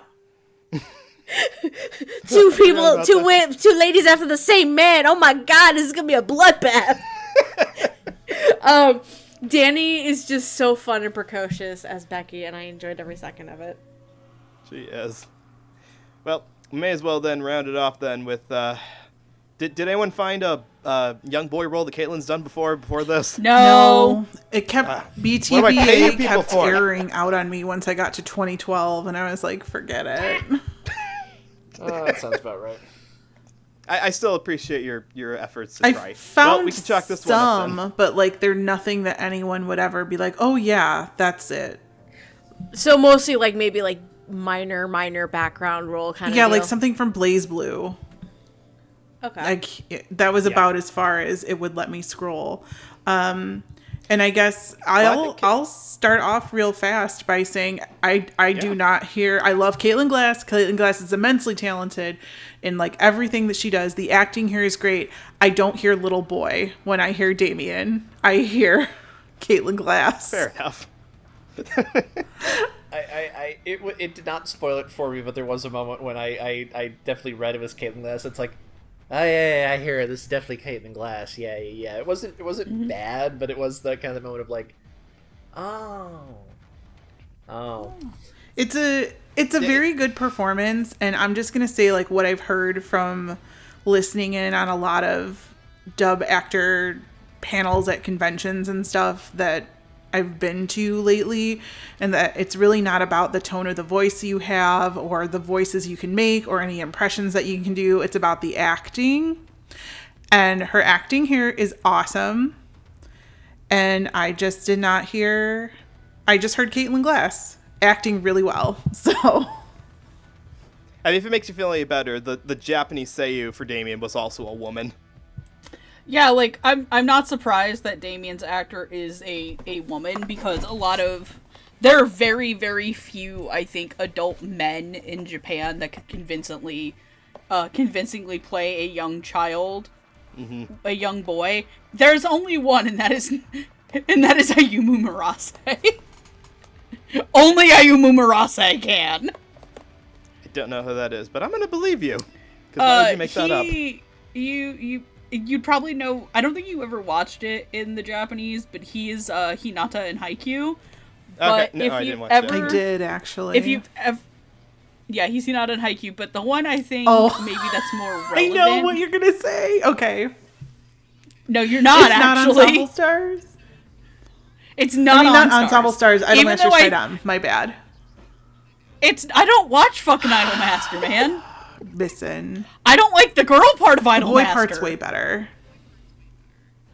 Girl part's fucking terrible, and I'll fight people I don't on watch that. the girls, only the boys. But I have a very big hate boner towards the girl side of Idolmaster, but no, they were played by, I don't know if this I think this actor is, let me look up their pronouns really quick. oh my god, now I have rabbit songs in my head. Wonderful. Okay, there. I'm not sorry. I'm sure that makes sense to some people. I think, okay, she has actress. Okay, cool. So in the English version of the show, this character was played by Cassie Uelu, who is a woman. But if you've never heard Ayumu Murase as Akira in Kemono Jihen, Oh yeah, no, sorry. Oh, yeah, okay. Okay. their voice is so fucking high. That's a Like- gift. That you Like, might as well use you it for would your voice. actually, like, legitimately, if you did not know, you would have thought that the character was played by a woman. Damn. Now, see, I'm going to piggyback off of what Gigi was saying about how the fact that they had a female voice for this kind of works because you need a delivery for this character that doesn't really sound like a little kid. Because this is a character who has grown up the youngest of a prestigious family, does not see his dad very often, is expected to do very well, get the highest grades and everything. So he's kind of messed up. Daddy wasn't there. He wasn't. Take me to the fair. He had to book a special time just to talk with his weird dad with the owl eyes, and it is awkward and weird. Yeah, what was I saying? Okay, so I was trying to say something. Oh no, sorry, Gigi, go ahead. I think you guys were still, you and Amon were still talking, so I will say my things after. I mean, I was done. I don't want to take anything away from Caitlin's performance because it was really great. I just personally, and it's hard for unless you have an actual child like in the booth, like it's not going to sound like a little kid. So for those Halicon Aaron Disney days. Oh man. The one time that'll ever happen in anime. No, it's happening in like And those movies that are the That's true. You know. I think the 11 Thank Arts you. gets. Yeah, 11 Arts says. I think those benefit from the fact that I think dubbing a 2-hour movie around child labor law is just a lot easier than like the series. Also, I'm gonna say sound cadence exists. Yes. Memories exists. Cannon Again, fodder. a movie. Yeah. But also, that same child all was the examples. in crap. That same child was in Dress Up Darling, I think. Man, Actually, let the as, kids go younger into the Gojo. booth. Remember when Peanuts was being dubbed and all the little Snoopy characters were actual kids that went into the booth and that was adorable? No. That should happen again. No, because you need to watch some behind the scenes remember- Peanuts specials because they were little I kids in the remember booth. the Italia dub where they got the little kids to be the little kid chorus in the Chip Italia. Do it. The best blooper on earth is when they ask them what's the worst swear word they know. Oh my god. Okay, we'll save that for the blooper reel. I would like to know, Megan, what you think about Caitlin's actual performance of not just Damien, but as he says to the camera, that's Lord Damien to you. Cool. Lord Damien needs to get the stick out of his ass, but I know that stick is there because of emotional abuse. But no, I really like Caitlin's performance, but I can 100% agree with people who think that it isn't masculine enough. And I think the thing, and I think this is gonna also play into, I think, Becky as well, is that you can kind of see through their performances where their characters are status-wise, money and social status-wise. Because even compared to Damien's two friends, who were played by Michelle Rojas and Macy Ann Johnson, they both sound like, you can tell that at least one of them is played by, like, you can tell that they're played by more feminine sounding voices, but they still sound like convincing, like, cis men, like cis little boys. not sissy boys, like SCIS. Yeah. And double points to, I think Macy is the one who kind of has the more lispy voice out Oh, of the two of them. Emil? I think so, yeah. Yeah, with the big buck teeth. I think that's him. And like you can tell that they're like rich kids, but they're not as rich and pampered and like trained as Damien. And Damien has kind of this very more verbose and wordy attitude towards him, even though he'll throw down the word "uggo" at the thing. And I think that I like that about Caitlin's performance, is that little tiny nuance that if you weren't really thinking about it, like, you'd be like, oh, you can tell their age and their social upbringing through the way that they speak. And I think that's a really nice touch to the direction and performance. Again, I really like it. I personally don't get distracted knowing that, like, oh, that's just Caitlin Glass. Like, this is Caitlin Glass performing. Nor would I be, like, really bothered about the idea that a woman is playing a young boy character. I know a lot of people are like, oh, I hate when anime does this, as if one of the most popular male characters in the world has not been voiced by a woman for the last, like, 40 years. And you would never know if you didn't look into it, so I really like the performance. A random Which question. One are you thinking of? Oh, I was saying Bart. I was thinking, I always invoke Bart Simpson. Oh, Nancy Cartwright. Oh, okay. Yeah, I always invoke Nancy Cartwright. Random question. Where would you put Jade Saxon's George Glooman on that scale? Oh, fucking George. What a little shithead. Jade was great as that one-off character. I would probably put him more in, like, kind of the same boat as, like, Emil, like, maybe a step above Damon's little lackeys. So kind of in between the two sets, basically. Yeah, because it's, like, it's clear he's from that, but I also think that, like, as a gag character, he is supposed to be, like, the droopy dog of children. Yeah. Oh, yeah. It feels very intentional. Oh, yeah. I fucking, that's another one of my episodes. We want all of our stuff back. Yeah. So we're not gonna be destitute. I don't have to go to another school. Like, if you wouldn't, like, legitimately though, like, I had no idea who that was until I looked it up, so. Yeah. Again, a great example of how this cast and this whole school is filled with, like, really great side characters that we could easily spend 10 separate episodes just focusing on each of them, but we'll just focus on these main three to wrap it up. Yeah, I know. Can I just quickly say, I'm a little bit torn when it comes to Caitlin's Damien. I do agree that the tone of voice to me at points does not equate to a little boy voice, and it's like, oh, this is just Caitlin. However, I also am on the camp of it bothered me on the early onset, and then the performance that Caitlin gives overshadowed that.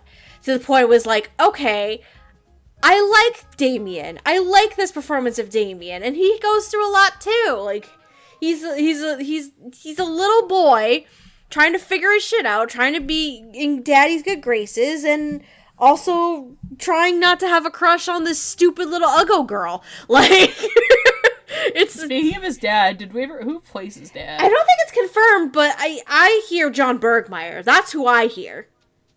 That's who I heard.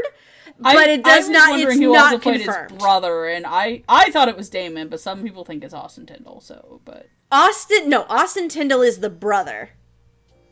Okay, he is the brother. Austin is the brother. I think John Bergmeyer's dad. But yeah, no, that's my quick thoughts. Like on Caitlin as Damien. Like I knew it was Caitlin from the beginning, but the performance ended up overshadowing like the whole argument about the little boy voice, and it not sounding like a little boy voice. So. That's just me. No, I don't have a problem with this either. It's a really great contrast to the other characters who are, like, most of them are, like, mostly on the nice side, and some of them are just on the idiot side. Damien's, like, really feels like the one who the girls are going to look at, the fangirls are going to look at and be like, aw, I can fix him. He's salvageable. Oh, God. Please don't. He's, like, 6. Wait until he's 18 at least. Yeah, I'm not saying in a lustful way. I mean, like, I need a project. I need a damn. I want to give Damien a hug. Yes, okay. Exactly. That kind of deal. I want to give him a hug for all the shit he goes through. Not that he deserves it, but he probably, like, based on the way the last couple episodes played out. Oh, Like, buddy, really you have no idea. Yeah, yeah. Does he turn to a supervillain or something? No, Does he turn into, We're not telling but- you. No, you'll find out. I'm not caught up to the manga. spoilers. I'm not caught up on the manga, but Damien Anyways. needs a hug. I just wanted to add that I like Caitlin's performance, and one of the things I like about it is that when she is playing Damien is really angry, she reminds me a little bit of Napoleon Dynamite, and I just find that very personally amusing. I hear I can really it. hear the invisible, like it's like, oh, you're such an uggo, gosh! Like I can hear the invisible gosh at the end of those insults, and I appreciate that. That's I love that. that. Thank you, Caitlin. Can I also- I don't know if that was intentional at all, but I appreciate it. Amon, you said that, and my brain immediately went to, Anya, you fat lard, come get your dinner. I've never heard the word uggo so much than in this dub, and I is do amazing. not like the word uggo. I'll be honest, I've never encountered it outside of this series. I'm not entirely convinced it wasn't something that, like, the manga localizer just invented. Like, I'm not entirely convinced. We could always reach out to the writer on Twitter to find out. But we'll save that for another day, because we need to move on to our final group. Are you guys ready to finally talk about the greatest family in anime ever? The Brady Bunch? I'm here to bark about someone's dad. All right, get out your hoses, people. We are going to spray down the chat when we talk about the. It's coming. It's happening. And we could just talk about the character. Do we need to prepare our ponchos, ladies? I'm You should alright. have that ready to go. I'm right now. alright. Get your galoshes ready. It's Men. not Gigi for once, it's me. Oh, It's me. oh boy. Pretty sure all Hello. 5 of us are going to have some. It's some- me. Sorry. Let's talk about the Forger family. We're just gonna talk about all 3 of them in this one section here. Let's talk But about. the dog. We're gonna talk about all 4 of them in this section here, because God knows we need to talk about the dog as well as the dad, the Bunch. mom, and the girl. I'll give you 1 whole minute to talk about Bond later. Bond we'll is talk precious. about. Okay, so we're gonna talk about Bond the dog. We're gonna talk about Anya Forger, the little devil-horned telepath. I almost said psychopath, but the telepath who is just trying to do her best. The poor girl just cannot catch a goddamn break unless she's catching people from drowning in pools or stopping pickpocketers. We also need to talk Or about terrorists. we need to talk about her mommy, Your Forger, the woman who spawned all of the fan art. Is also known as the Thorn Princess by the blades that she uses to assassinate people. It's all pay for hire, though, so, it's not like she's just doing it for the fun of the game. And we need to talk about the Dilf himself, Lloyd Forger, the spy who has put this whole family together, a dapper-looking gentleman who disguises himself as a people doctor, as Anya calls her, and is really just trying to get close to this one guy, this Desmond guy, to save the world. Will he succeed? Probably not, but we're enjoying watching him anyway. So Lloyd Forger is voiced by Alex Organ. Is Amon laughing in spoilers? Is that what's happening right now? No, I just think that's funny. That's Okay. my funny endgame idea is that Lloyd and Yor don't actually end up together because they're too stupid to figure it out on their own. Oh, absolutely. That's my funny end goal. Anya has to be like, Mom, Dad, get I married. don't want it to happen. I just feel like that's a very plausible endpoint given this series' sense of humor. Yeah. Probably. Oh, I just feel like it's got the Gilligan's Island problem of, yes, they could easily resolve the problem, but then that would end the show, and nobody wants that to happen. Why don't they just fix the boat? Because there's no show, idiot. What happens to our paychecks? They go away. What if the Eagles just flew them to Mordor? Anyways. Remember, kids, if it gets rid of the entire piece of movie, it's not a plot hole.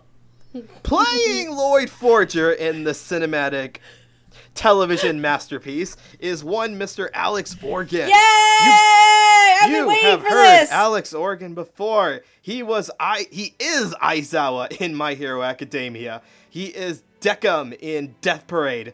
And to circle it back around to a show that Megan was mentioning before, he plays Makishimi Makishima in Shima! Psycho-Pass. It is 11 o'clock at night. God damn it. Can I make a correction? Alex Organ was Aizawa in season 1 only of My Hero Academia. Yes, he was. Thank you. You're welcome. If I had a nickel for every time Alex Organ was in a show where somebody had to fight to solve state-sanctioned crimes and things, I'd have 2 nickels, which is weird that it's happened. Which isn't a lot, but weird that if you think about it. If you think about it. Second verse, same as the first. Moving on, we also need to talk about Yor Forger. Yor is voiced by Natalie Van Sistine. Sorry about that. Again, Yay. It is getting late at night. You've probably heard Natalie in more recent stuff, actually. If you've been keeping up with Gundam the Witch from Mercury, she played Murine Membran in that show. Minore! What she said. If you watched the newly dubbed Black Rock Shooter series, she plays Saya Irino. And if you watched Rio Rainbow Gate, you heard Natalie as Rosa Canyon. Ah, yes. I'm going to make a little note here for Bond. Bond is voiced by Tyler Walker. Tyler Walker is one of the writers of this show, and he's done a lot of acting and stuff before. He gets to make Bork noises throughout the show, so we're just very happy to have him. But the one person who I feel like stole the show for most people and made all of the memes happen was the little telepath herself, Anya Forger, voiced by the one and only Megan Shipman. Megan has been around for quite a while and has voiced a good handful of lovely little girls. She played the character of Mari Bella Fiore in both Overlord and the Isekai Quartet comedy show that was based off of that and a bunch of other shows mixed together. Ah, yes. She also played Gray in Black Clover, and she plays one of my favorite characters, and if Andrew was in the room, he would also agree with me.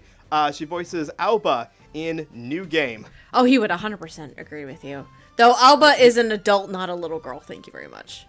She's like 18. Point still stands. That being said, to try to delegate the discussions of this, how about we just talk about, let's start with, shall we talk about Anya to start with? I thought you wanted to talk about Bond, because he's going to be a quick one. Okay, Bond. All right, Amon, 10 seconds to talk about Bond. Go.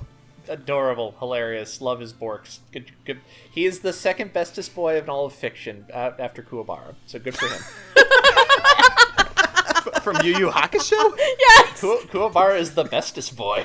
I agree! Look, that man has no business being anywhere there. He's a dude with a sword, and he lasts all 100-something episodes. Best boy. Amon, if Kuwabara has fans, I am the biggest fan. Also, look, I understand why he doesn't all the time, but that is Christopher Savitt's best. Not his best performance, it's his best voice. I love that voice. Oh, absolutely. The best one. You're meshy. You're meshy. I 100% understand why regular shows stole it for one of their characters. It's a beautiful voice. Anyways, enough about that. That's a different show. You know who else has a thorn? My mom. Oh my god. Like, you know. Sorry, Gigi. Is Bond good boy? Good boy. Good doggo. Bork bork. I'll pass the mic. Stephanie, tell me about Tyler Walker's crowning achievement. Oh my god. Tyler Walker is fun when it comes to like mascot and animal characters. And good Borks. Borf. By the way, I don't think this was mentioned. Bond can see into the future. Yes. Damn it, that was But a he spoiler. does not talk. Bond, he does not talk, but he can see into the future. And Anya has And to. he can Anya has to. Yeah, with Anya. Yep, Anya uses her telepathy to read his mind, and that's how she can see his visions of the future. So, Bond is... you have a spy, an assassin, a telepath, and someone who can see into the future. But anyway, Bond, good Borks. I love good Borf. Thank you, Tyler Walker, for your service.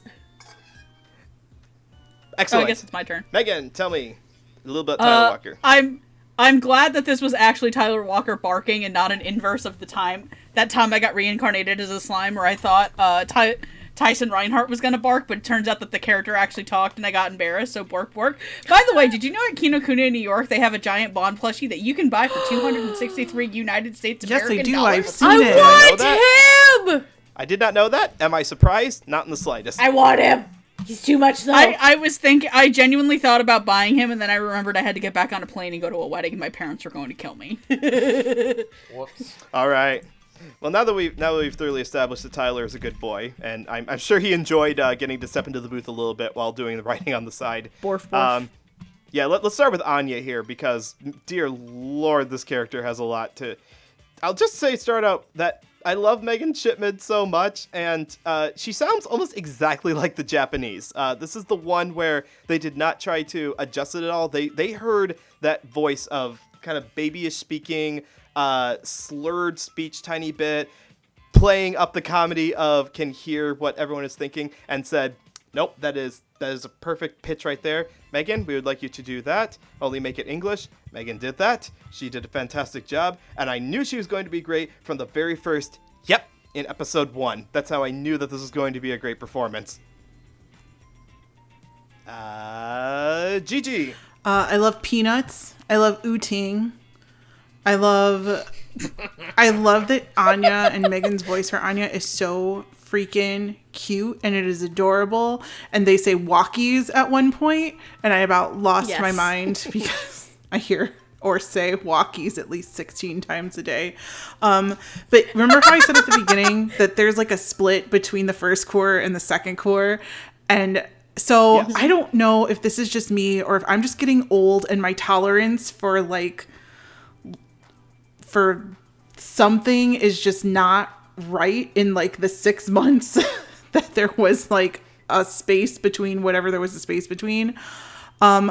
I can't understand half of what Anya is saying in the second core to the point where I have to rewind it and try and figure out what she's saying. It sounds adorable. The acting is amazing. I wish Crunchyroll would use their dub titles that they've paid for closed captions. Maybe I'm just losing my hearing, but I got it all in the first core, and something happened. I don't know if it's the mixing. I don't know what it is, but I couldn't understand what Anya was saying. And I also couldn't understand what some of the other small child characters were saying in the second core. Interesting. Okay. I can kind of see the argument with Anya in particular, because realistically speaking, Anya is younger than the kids that are in college. Remember, she lied about how old she was at the orphanage. That's true. So she's not, for Anya's character, she's not as developed, like speaking wise or vocally. So words are like hard. I'm wondering she's not if it leaned more into the memes, because we know the memes were happening in the second core, where it's. You think she got a little philanderized? I don't know. Like, I don't think I so. love the acting. I love the voice. I think it's adorable. I think maybe I'm just getting old. I just couldn't understand it. Like, it was just like in that realm of baby voice when my nieces and nephews used to talk, and I had to like stare at them and be like, what? I think I want to go with, I'd rather go with the argument of like leaning into Anya developmental wise. But why wouldn't it be in the first one that it was harder to understand than in the second one? I don't know. I want to. I mean, I don't know. I wonder it sounds if like a change. maybe it was a feedback from the Japanese. That could 100% be. Did anybody else get That this? could Was be. this just me? No. I didn't get it, but I can see where it's coming from. I also have a hard time hearing a lot of Crunchyroll dubs on their website. I'm not gonna lie that I think like it's I probably just have shitty speakers, but anyway. No, I'd have to go back and re-listen to that with that expectation in mind, Gigi. Like try to listen to it and see like, does this actually sound less intelligible than the first half? Or did I just get used to it in the first half and it didn't bother me in the second half? Like, I think it would have been backwards. Like, if that were the case. I don't know. Maybe I'm just getting old and deaf. Yeah. Sorry, guys. I can't be a part of the Dub Talk podcast anymore because I can't hear the dub. No! Oh dear. Gigi, I'm sorry. We already put out open auditions for a replacement you, and we just couldn't find one. Okay, so I'm sorry. Until we find a replacement you, it's just you are never irreplaceable. replace Gigi. We can't. No, we tried and we couldn't. So I'm sorry. You're not going anywhere. Noah, I didn't authorize any goddamn auditions. Gigi stays, fucker. Look. Well, now you know. So what are you gonna do about Crunchyroll, put your damn dub titles on the damn shit. Fire your ass, no. Please. Fire your ass, no. What the I know fuck? you paid for them. I know they're there. Put them on your smart TV. So you have it on My Hero. I watch My Hero all the time with the damn dub titles. Put them on Spy That is a Family. frustrating thing. At the Put very them on everything. You have a dub for, you fuckers. At the very least, they got rid of the what is it, the 9 seasons of the same show, and you have to pick the one with the language that you want. Like, they actually turn that into a toggle between the on the selection TBH, screen. I still use my Funimation subscription whenever possible. Because don't they blame have you, dub as long as titles it's and I still can there. skip the intro. You know what else has dub titles? DVDs. Anyway, Amon, what'd you think about Anya's performance? Want to weigh in on this, was it intelligible or not thing? Do you want my opinion first, or do you want something cursed first? Cursed. Oh, cursed. Friends, Gonna be, Yes. listeners, I have Yes. a question for you. Oh, Which boy. do you think is going to do a better job at convincing lonely, horny anime fans to actually shack up and have some babies? Shinzo Abe and the entire Japanese government, or one dumb, made-up 4-year-old? one dumb made-up 4-year-old baby. that birth rate is going to skyrocket. Spent I don't know how much long producing encouraging crap like Darling in the Franxx, and it's like, nah, you just need a dumb child. You know. I remember somebody actually said that this show was bad because it was propaganda to have children. Oh my god, I almost peed. That was so But funny. is it bad propaganda? See, the problem is they don't understand is that all you really needed to do this is just make the child cute enough. For example, if you take the cute child and have them wearing a uniform they're very proud of, and they're just going up to random adults going, ta-da! Oh my god, so cute. People are like, oh my god, I want to have babies. Put it now. in me. I understand. I want that. But there's just going to be a graph. There's going to be a graph of the birth rates in Japan. You and it's wa- going to you be wa- like you watch. down. 2002. Spike! You watch. In terms of her actual performance, she's so funny. I didn't find her too hard to understand the second season. I also watch it on my my TV though, so like that it may just be I have no idea. I do want to say I do think my favorite part though is whenever she's having like a little image spot where she's gonna do something, and you have Anya doing like early bad impression of somebody else. Oh my god. That shit's comedic gold. That never stops being funny. I love it so much. Anya, you have a dog? I have a dog. Why don't you come over and we will be best friends and bring your dad along too? Precisely. Love it. It's just perfect. What's perfect your dog's child logic. name? Fuck. Doggy. Mr. Dog. No, you idiot. Not I worth do my have a time. Now that you mentioned that, though, did anyone else think that when she was internally speaking, like to herself, that her speech was less babyfied than when she was speaking like to other people out loud? A little bit. Probably. It reminds me of a line that was actually like not for comedic effect, but like actually like serious effect from Modern Family, which is, do you know how much smarter I sound in my own head because I'm using my own native language as opposed to trying to filter it and speak like in a language that I'm not as familiar with? In which Anya has to sound really fucking smart at school, therefore and to people to like, you know, keep herself in the family because she thinks that Lloyd's probably gonna disown her for being so stupid. So she obviously is trying harder, and it's probably harder for her to do it. Or it's like that memes where it's like, describing your OC and it's got like a paragraph in it, but then when you speak it's like, OC hot. Oh my Okay, God. so yeah, I think it was a very intentional thing. Everyone's smarter in their own brain. We speak good in brain. Exactly. Indeed. Sorry, did I miss anyone? Did anyone not get a chance to speak on Anya? Me. And me, actually.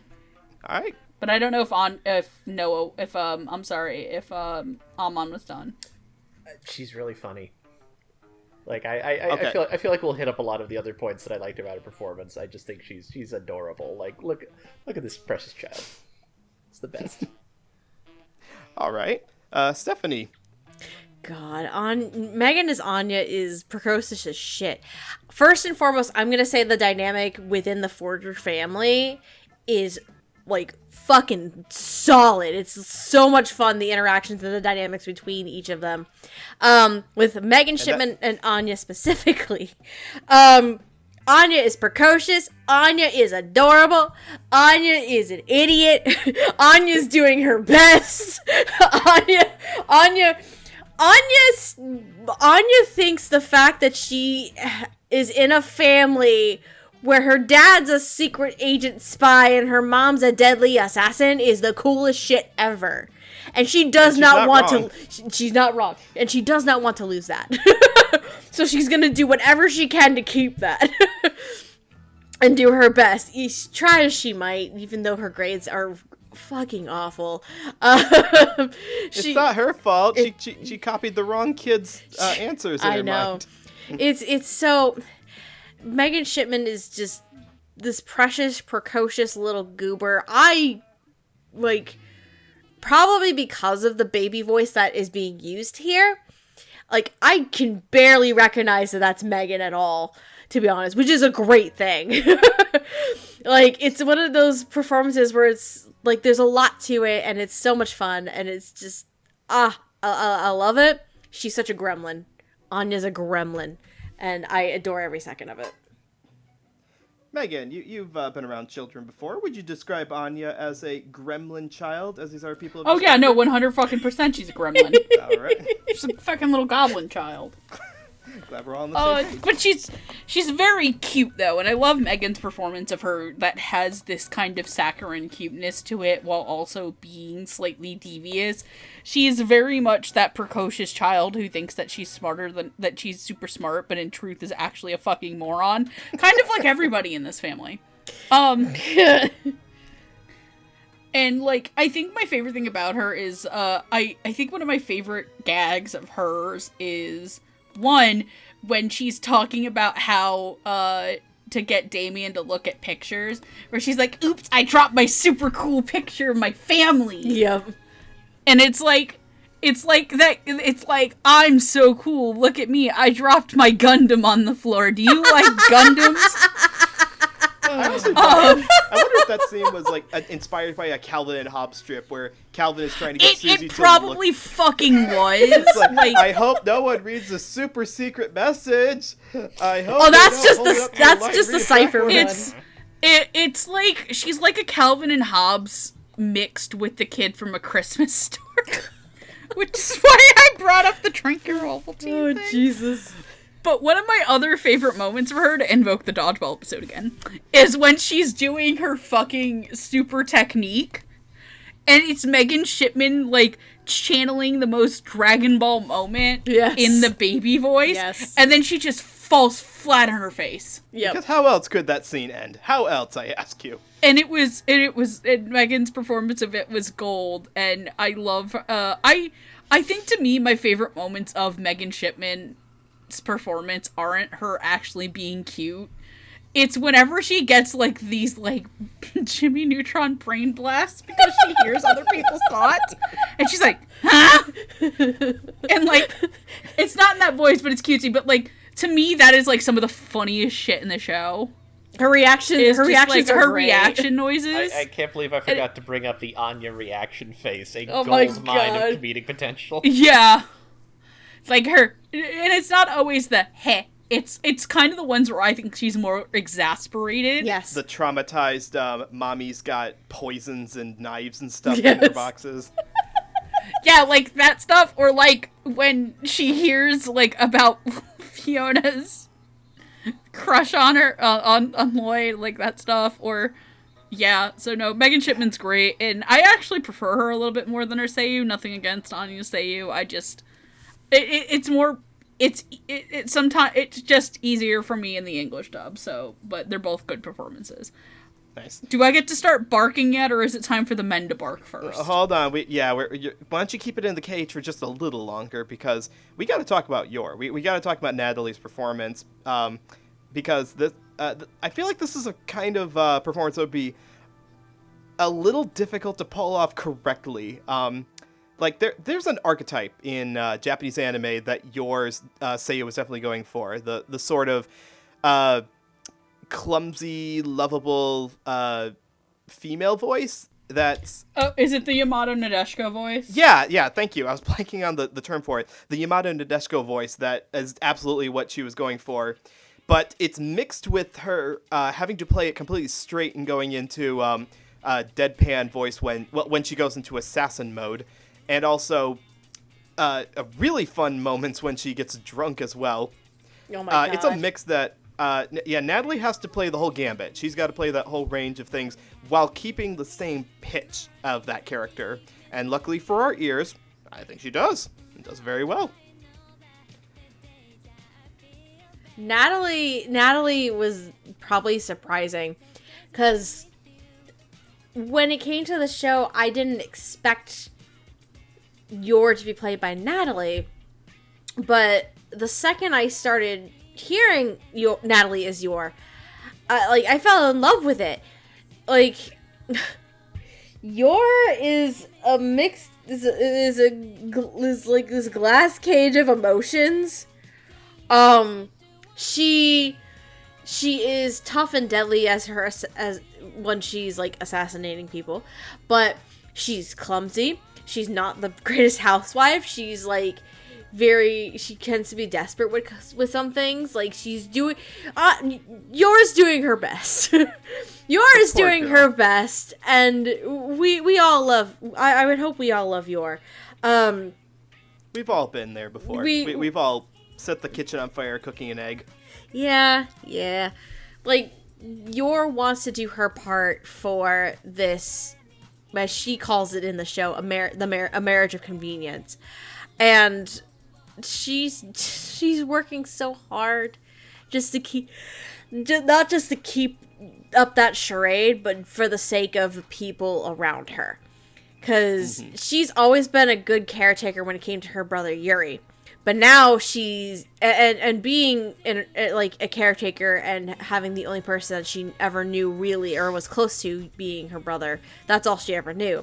But now you have more people involved in her life. You not only have Lloyd and Anya and Bond, but it starts to extend, because you get Frankie in there. You have her coworkers at the at City Hall.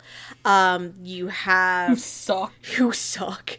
They do, but she's starting to get a little bit of a friendship with them. I think especially Morgan Garrett's character, Morgan Le Ray's character Camille. And then, weirdly enough, to an extent, probably Nightfall as well. Because Yor just has a bit of jealousy because of that. It's like that whole thing and misunderstandings galore. Oh, it's not even jealousy. It's more of a fear of being replaced. It's like that very... Do you remember the scene where they go to the bar and Lloyd says, I'd like to talk to you. And she's so concerned that I'll be tossed aside like a piece of meat. No, that's why I was saying jealousy, because of the slight misunderstanding that Lloyd has, thinking that Yor is jealous of Nightfall. But if this role did not put Natalie Van Sistine on the map at this point, because I really realistically only known her so far for doing like minor roles and things like that. If this more ADR stuff, yes, that's true too. If this does not put Natalie Van Sistine on the map, I don't know what fucking will, because she is great. I like her a lot as Yor. Nice. Gigi. I love Yor. I love Natalie Van Sistine playing Yor. Yor is my girl. Like, her character design is like the reason I started watching this anime, because she's so damn cool looking. I don't know, like... There were parts in this which has nothing to do with the dub performance, but it's just kind of like when Yor is like so scared to kiss Lloyd, and I was just kind of like, girl, you're grown. Like, what's going on here? But the way that Natalie played it was just so cute and actually believable that yes, Yor could be this cold-blooded assassin and then 2 hours later be afraid to kiss her fake husband. And I was like, oh... And that she just cares about her family so much, and you can hear that in the performance, like all the passion and the love and the caring that she has for these people who she's barely known like a few months. And I just thought that was really great, and it made me just love this character. And I don't know, I got my little Yor shrine up on one of my shelves. So yeah, I know. It's so cute. I don't know. I love it. And Natalie does such a great job here. And 20 out of 10 for Yor Forger. I think it's kind of cool that we've got this equal mix here of like people who like Yor because attractive female design, but also just like a relatable and yet still trying her best character at the same time. I mean, like, with all her upbringing and like she can't cook, but she wants to be like this good wife, and I'm like, man, I know that struggle. But it's just kind of like all these things that you'd think she would know growing up, and then she doesn't. She got kind of like a quote unquote late start because of her work and trying to care for Yuri. Like, I don't know. I just really love that character. I hope things go well for her in the future. I hope there's nothing coming that's like gonna hurt her a lot, because she is best girl. So what do you think, Megan? Is your best girl as well? I love Natalie's performance. If you're like Stephanie said, that if you didn't know who Natalie Van Sistine was before this, like, you definitely took attention to her after. I think one of my favorite things about Natalie's performance is this genuine sense of anxiety at people finding out that she's a fucking assassin. And one of my favorite moments of that is when Anya is like, I need to go visit you at work. Oh, yeah. And she tells that to her before Lloyd. And instead of immediately thinking, oh, take her to City Hall and show her how City Hall works, her immediate thought was Anya seeing dead people. Yeah. And Natalie's genuine anxiety and care, like, of, oh my god, she's gonna get blood on her, and how am I gonna explain this? And that kind of controlled mania about, like, everybody finding out that she is a stone cold assassin, which is really funny, because I think that's, like, one of my favorite funny parts about her character is that she is by nature a gentle person who does an awful thing as work. Mm-hmm. And, like, you can tell that if she wasn't being an assassin, that she would be, like, a slightly neurotic, clumsy, like, girl with a good heart. Mm-hmm. And I just love how genuinely dense this woman is. Like, one of the other things that stands out about her character is the reason why she can't cook. And that is that Yuri was a growing boy, so she threw everything in at once. Yep. And it's why Yuri can, like, survive poisons and shit, because he's ate her cooking for so long. Yep. And, like, it's not like I think in a lot of ways, like, when, I know I personally also really hate the whole girl is bad at cooking trope for comedy. Yeah. Because it's such a low, like, cheap gag. But I feel like in this one it works not because it's to show that Yor is stupid and that she needs a big, strong man to help her do, like, basic tasks. It's more that, no, she cares so much that she's willing to embarrass herself thinking that she's doing the right thing, because no one was ever there to really help her. Because it was just her and Yuri. Mm-hmm. She had to work while he was still in school. Yeah, and everything that she did was for him. And, like, she'd come back home covered in blood, and he wouldn't know any better, and she'd be like, oh, I'm a butcher. And it's like... And I think the thing I really enjoy about this is that between Yor and some of the other characters Natalie played last year, like, she showed off such a versatile range. Mm-hmm. And if Natalie Van Sistine wasn't on your radar as... I don't want to even say, like, she's up and coming, but, like, as a breakout, like, she finally got her breakout year last year. Absolutely 100% up there as one of the... Between her, Megan, and Alex, who we'll talk about in a little bit, the fact that Chris George casted such a solid bedrock foundation for the show's main trio really says a lot. So, Amon, I think it's your turn. So, yeah, we're gonna let Amon, Amon, you're a man, right? That's what they tell me. Excellent. Well, in that case, I'd like you to round off this discussion by talking about someone who unfortunately has been looted very, very, very, very heavily in the last year since the show's been out. It's true. Yours really funny when she's drunk. Yeah. I really like that this Stone Cold Assassin is also just a wine mom. And Oh, she's very much a wine mom. Y'all Right. see where I like your. exactly. I'm just saying it's really funny in episode 5 where she gets really plastered and then briefly gets into a fight with Lloyd, which she is Lloyd. clearly going to win, except she like slips and falls down and immediately passes out. That's very funny. Again, very good use of what is essentially a filler episode actually serving a plot function. Yeah. Like I think Natalie does a good job. She really captures yours, like her warmth and her gentleness. Like she's so kind and so loving, and clearly wants to. You know, she clearly has a sense of like people. You know, she's spent much of her life being someone that people's had to rely on, and that is something that she, if not enjoys, at least like that is clearly a part of how she sees herself. And I think that's why it stresses her out so much that like, oh, you know, I want to be a good wife because that's something that I value, and it's distressing. It distresses me when I'm not able to do it as well as I would like to.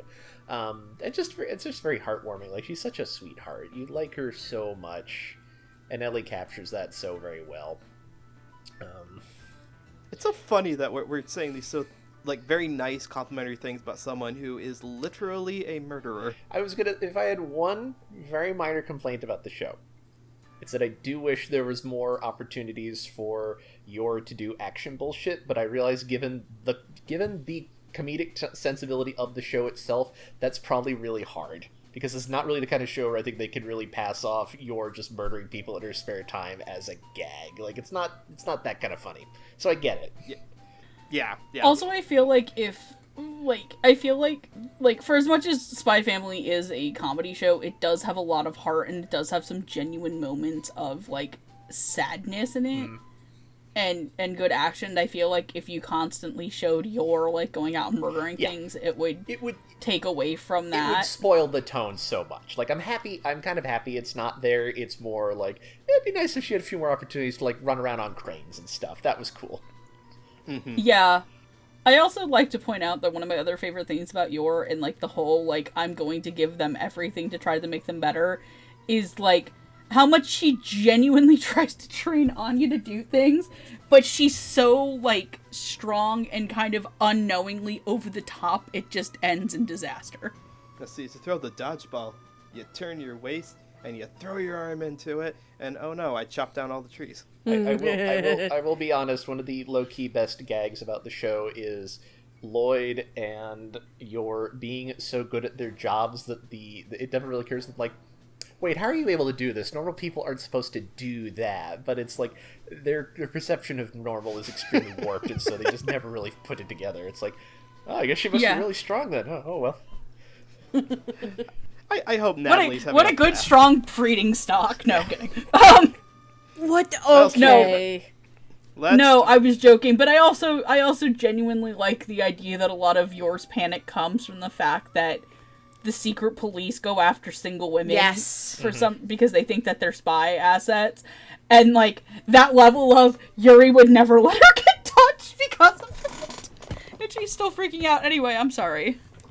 There's layers to this show. We all mentioned multiple things we like about it. So like I feel like anyone watching, you could get a group of 7 people in a room, show them this show, and each one of them would take something different as like the part that they really like away from the show. And to finish off this discussion, let's talk about that one huge thing that is absolutely going to bring all of the fangirls to the show. Megan, I've held you in the cage for long enough. Can you hold off for just a tiny bit longer so we can finally talk about the man, the myth, the legend himself, Lloyd Forger? Go ahead. I want to hear all of you tell me, why is Alex Organ the best, and how is he the best? I would like to go last, actually. All right, we can do that. Megan, would you like to get your poncho on first? Yeah, let's fucking do it, man. Hold on a second. I need to pull up a sound for how I sound whenever. What the fuck are you doing? Not this fucking team T-Mobile ad. Not this T-Mobile ad! What Scrubs song are you trying to reference? No, it's a T-Mobile ad with the two of them. I'm well aware, and I hate it. No, I'm trying to do this. What the fuck was that? Sounded like a It's a dog. dog Okay. barking. It's a dog. It's a dog my barking. God. It's dogs barking. Jesus. I'm surprised you didn't go for, like, get the dog from that old cereal commercial. Cookie Crisp. Yeah, that is me. Lloyd Forger is the fucking hottest man that Cloverworks has ever animated. Jesus Christ. Like, holy shit. I have been holding this in for God knows how long on recording. But oh my god, if I don't know if I've ever wanted a man to impregnate me more Jesus than Lloyd Forger existing in this anime. Okay, Nightfall, Jesus calm down. Christ. And there goes our demonetization. Awesome. You know what? We never were gonna be monetized with how much I say fuck. But like, holy shit. Everything about his design is like tailored to like set off every fucking hormone in my body or every fucking hormone in a Japanese woman's body to increase ovulation. What the hell? Anyway, Alex Organ's performance is great. Like, I find it very funny. Like, I said this on the Psychopaths episode, so you can go back and watch that and find this joke. But, like, have you guys ever seen that meme of the Yu-Gi-Oh card where it's like one side goes to the dark demon world and the other side goes to the happy rainbow land? No. I don't think so. Okay, that is Alex Organ. Alex Organ as Lloyd is the happy rainbow side, and Alex Organ as Makishima is the demon side. And in the middle is Decim asking you to choose. Oh my god. So, like, I love Lloyd because I love Alex Organ's commitment to playing the straightest man that God has ever made. Comedy-wise, not sexuality-wise. Like, this man is in the constant state of sounding like the 30-day chip from anger management's about to go off. Like, he is trying to keep it together so well in this wacky fucking world around him. And, like, the internal screaming that is in this man's eyes at every constant point of his life is just expressed so vividly through Alex Organ. And it was such a shock to see Alex Organ being Lloyd, because everybody was like, wow, he's never... And especially because, here's the thing, for a very long time, Spy Family Season 1 was a same-day simuldub. Mm-hmm. Mm-hmm. Up until a certain point. And just being like, okay, Alex Organ doesn't do simuldub, and he's doing a same-day simuldub, what the fuck? It is so much fun to hear him do this, because he's got stern dad, exasperated dad, dealing with 6-year-old dad, dealing with his boss, dealing with spy shit, dealing with the government, dealing with secret police. All of this is going around in his life, where his original thought was, I'm going to find a kid, grab a fake wife, and it's going to be easy street. And here he is, sacked together with assassin wine mom and a 4-year-old telepath who likes peanuts and talks to penguin plushies. Like, this man is like sideshow bobbing into every plausible thing that is getting in the way of his fucking mission, and goddamn is Alex Organ committing to the bit 100%. It is so good to have this character, Alex's performance as this, especially when I think a lot of people know him for so much more dramatic work. Like, Shogo Makishima's performance is very much the master manipulator. And, like, Decim is this very calming, like, subdued death guy. Alex Organ's Lloyd is like, what if Shogo Makishima got hit with a Toon World card from fucking Yu-Gi-Oh? I love it. This performance is great. Alex Organ's great. I hope he gets to be in more dubs again besides this. Anyway, I'm done, and if you need me, I'm going to be howling at the moon. Wonderful. And since I'm sure that Gigi would like to join you under that moon, would you like to piggyback off of Megan said for what Alex does well to this role? So I guess let me preface this by the fact that a couple weeks ago I saw Alex Organ in a stage production of the Rocky Horror Show on complete accident, because I used to do it like with the movie, and so I was like, Chris, we gotta go, and he was like, okay, whatever you want, dragging the boyfriend to go see Rocky Horror. And so like the day before, I'm like looking at the cast list, seeing if I knew who any of these people were, because I didn't. And then I was like, oh, there's Alex Organ playing Riff Raff. And I was like, I wonder how this is going to be. So it was awesome. Oh my God. So this man's range is insane. I liked him as Decim in Death Parade. Death Parade I loved. I think I did end up finishing it in the sub. I can't remember. But to hear him play like every range of daddy in Spy Family, and then to see him play Riff Raff in Rocky Horror, which is so like outlandish and angry and just like with his little light up shoes. And I was like, wow, he is a really good actor. Like his range is insane. And while like it's all sorts of daddy levels in Spy Family, and I love it, like just to know and to like to see. I think this is the first voice actor I've ever seen in person, like acting outside of a booth. And it was really good. Like, and so I'm in awe at his talent, and Lloyd is great.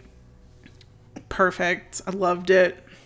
I will pass the microphone again. Well, Amon may not have seen him on stage as Riff Raff, but similar thoughts on Alex Organ? Yeah, he's great. I don't remember what episode it's in, but there's some bit where he's like been given a mission or something, and he's like, I can already feel the headache developing, or like something like that. And that's almost the Is it when they go to the aquarium because he just wants a fucking day off? I think that's what it is. Yeah, and it was just so well delivered of like, I'm gonna have to do this, and I don't want to, but I'm gonna have to do this. Again, I don't know if he's not being paid as poorly as Frankie, but overworked civil servant, I get it. He's just very funny because he plays everything so extremely straight, even when it's just the dumbest fucking nonsense in the world happening right now. Like, I just, him like skulking around. Oh my God, the bit with the guy who's trying to go in and change the test scores. Yeah. Doing? Hell, hold on. Daybreak. David Matranga, Daybreak. That's it. Like, Oh, yeah. It's just like, how are you so bad at this? Yep. How have you not been caught already? Oh my God. As a guy who has to spend a lot of time trying to explain stuff that is very obvious to me to people who don't get it, like I just... Yeah. It's the funniest is when he just leaps up at the end. It's like, what are you doing? He's so mad about it. I also like it because there's a bit where he dresses up as Solid Snake to play tennis, and that's very funny to me personally.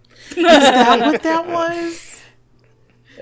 Oh my God! I didn't even realize that. Thank you. I've been marinating in Metal Gear Solid for like 8 straight months. Unfortunately, I will recognize that headband and 5 o'clock shadow look. Like, yeah, that's Snake. Was the other character supposed to be a reference to what was that tennis anime that Discotheque just licensed? Ace of the Aim for the Ace?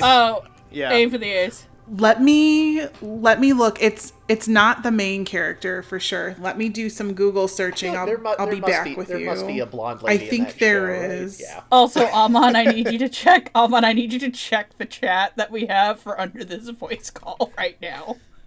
Oh my God. Yes. I quite enjoy Maddie. She's very good. What was I going to say?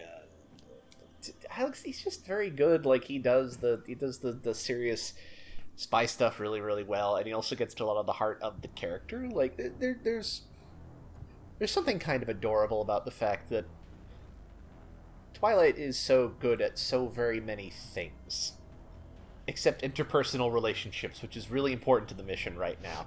And it's so funny that clearly, like, whenever... Because it's just like... He doesn't want to be an asshole to Yor. Yor is helping him out. Yor's a nice lady. He wants to just, he doesn't want her to be in distress, partially for, all the ramifications out of the mission, but also just like, he's not an asshole. This nice lady's, I want to be a jerk to her. And it's so funny watching him kind of fumble his way through it because he clearly has no goddamn clue what he's doing.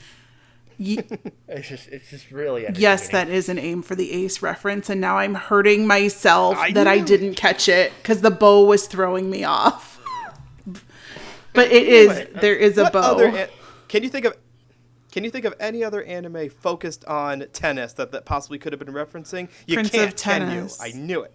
Baby steps. Nope, there's only one. Stars Align. There's only one anime with tennis that came out back in the 70s. And it was directed by the guy who directed the Rose of Versailles, whose name I'm blanking on now. Yeah, I know. I keep wanting to say Dazai, and that's a character in Rainbow Stray Dogs and an actual writer. Not the guy who directed that show. I think it's Osamu something. It starts with a D. Dedigai? It starts with a D. That's why I'm making this mistake, but I don't remember what it is. Anyways. Yeah. No, but I actually think its first name is actually Osamu. That sounds correct.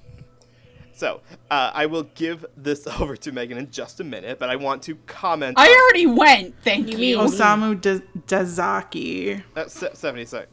There we go. Thank you. Oh yeah, I was closest.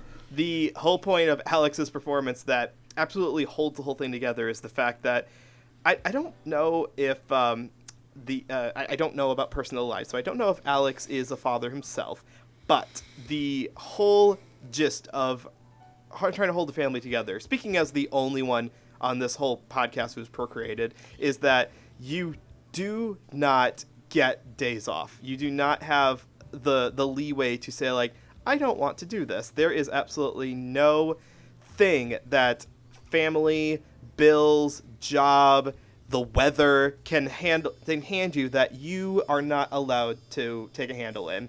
And that is the whole pinnacle. That is the source of Lloyd's frustration throughout this entire show. That episode you were mentioning about the Penguin Park, where leading into it, he's been given like mission after mission, and he's just dead tired to the world. I looked at that and I was like, yep, been there. Had weeks of no sleep for work, still have to get up, get the kids on the bus for school, still have to have dinner ready, still have to have laundry folded, and there is absolutely a certain dad energy that I think just kind of gets ingrained in you after a couple number of years where you're just like, I'm not going to let this bug me. Like, you can bring whatever you want, cruel world. I'm not going to give in. I am no quitter. And so I'm really glad that Alex is really committed to this deadpan performance that, again, is good-natured in spirit. Yes, he might be doing this for the sake of saving the world from Cold War espionage chicanery. I feel like we could all just get along if we came together for tea and crumpets, but we're never going to. But yeah, there's a lot of greatness into this, and anyone who is not even a dad, like anyone who's an uncle or a big brother or a godparent or anyone in that realm, I'm sure can see a little bit of themselves in Alex's performance as Lloyd. With that being said, Stephanie, I am going to put 2.5 minutes on the clock. Can you express your expertise on why Alex's Lloyd is the best character? Do you want to know how long it's been since I've gotten to talk about Alex Organ in anything? This girl loves Alex Organ. Feels like it's been 84 years. It's been 8 years. Dang. It's been 8 years because this man dropped off the face of the earth after a hot minute. It's true. For good reason. If memory serves, I think he was serving as either an executive director or an artistic director for a theater company in the Dallas area, which took away his attention. That's if memory serves. I could be vastly incorrect, but I feel like that's what I'm remembering. So it has been the last time I got to talk about Alex Organ, pretty sure was actually Death Parade. That is how long ago it has been. And I'm gonna say, I'm sad I didn't get to do Psychopaths with y'all, because I fucking love him as Makishima as well. Holy shit. Originally, I was going to rewatch Psycho-Pass with Andrew, but we were supposed to originally do, like, both of these episodes kind of, like, in the same time frame. So We were literally going to do them on back-to-back nights. pretty much. So I had to watch Spy Family. Andrew had to go watch Psycho-Pass, but I digress. Anyway, good lord, I miss this man being in anime, because he is phenomenal. He is so much fun. So a lot of the roles that I'm used to from Alex Organ is more of like the straight man, more of the stoic kind of character. Deccan being an example there, more of the conniving evil bastard, Makishima in this case. Lloyd is vastly different. He has a little bit of everything that some of his previous roles has, but I don't often, if ever, as far as I can recall, have ever seen or heard Alex really in comedy before. Okay? That's the true testament right there. The fact that he has that comedic timing as the straight man of this little shenanigans happening here. It is such a delight. A lot of the things y'all have already said, I 100% echo. Alex as Lloyd, there's a reason why he got my W for Best Lead in a Comedy last year. He blew me away. He's again great with the stoicism, has a lot of fun with the comedic moments. Being a tired dad is a delight to watch. And him just thinking everything's gonna go according to Keikaku, but everything just goes horribly fucking wrong half the time. That he has to just, like, adjust the plan as needed. He gets to play all of these pieces, and like I alluded to earlier when we were talking about Lindsay Seidel's Nightfall, or maybe it was the directing and writing section, I can't remember. We get to see this hardcore spy, the stoic person who is used to everything going right and going perfectly and accomplishing missions very, very easily and efficiently, start to soften, start to have to compromise some of the things that he does, and start to actually have, for all intents and purposes, a normal life in a sense. And it's very interesting to see that progression of his character throughout the course of the show because of that. And because of this, he starts to open up some more too. I think one of my favorite moments involving this is actually towards the end of the show, where we have that misunderstanding that he takes Yor out to the bar to try and clear up the misunderstanding with Nightfall. He gets clocked out by Yor, first of all, but he ends up, the next thing you hear is Yor singing this lullaby, and all that it reminded him of was when he was a child. Because we don't know a ton about Lloyd's past at this point. We know when he was younger, he was in a war-torn part of the country. And he doesn't want to see children suffer the way he did. That's one of his main reasons for becoming a spy to begin with. So seeing that and him opening up to Yor about a part of his childhood that kind of got unlocked a bit was a very sweet and touching moment. And it shows that Lloyd is opening up more. He's softening up more. He's beginning to trust these people that he created in this fake family. And it's such a fun, touching moment. Alex manages to do so many fun things with Lloyd, and it makes me so very happy. And I want to see him in much more roles again. I want to see him in so many things. More comedies, though. And I will say this. He did Pop Team Epic Season 2, and the episode he did it with was fucking Chris Waycamp, guys. That's pretty The funny. person who took over for roles that Alex had done. So it was one of my favorite fucking segments for Pop Team Season 2, was just seeing these two motherfuckers. I'm like, oh my god, this is Alex and this is Chris. Oh no. It was great. I think, which one was he? I think he was, where is it? Oh, where is Alex? Pop Team Epic. He was Peep-a-Me. He was Peep-a-Me with Waycamp as Popco in episode, 8, I think it was. It was a delight. I'm sorry. I'm gushing a lot, but Alex Organ needs to be in more things just again. A little bit.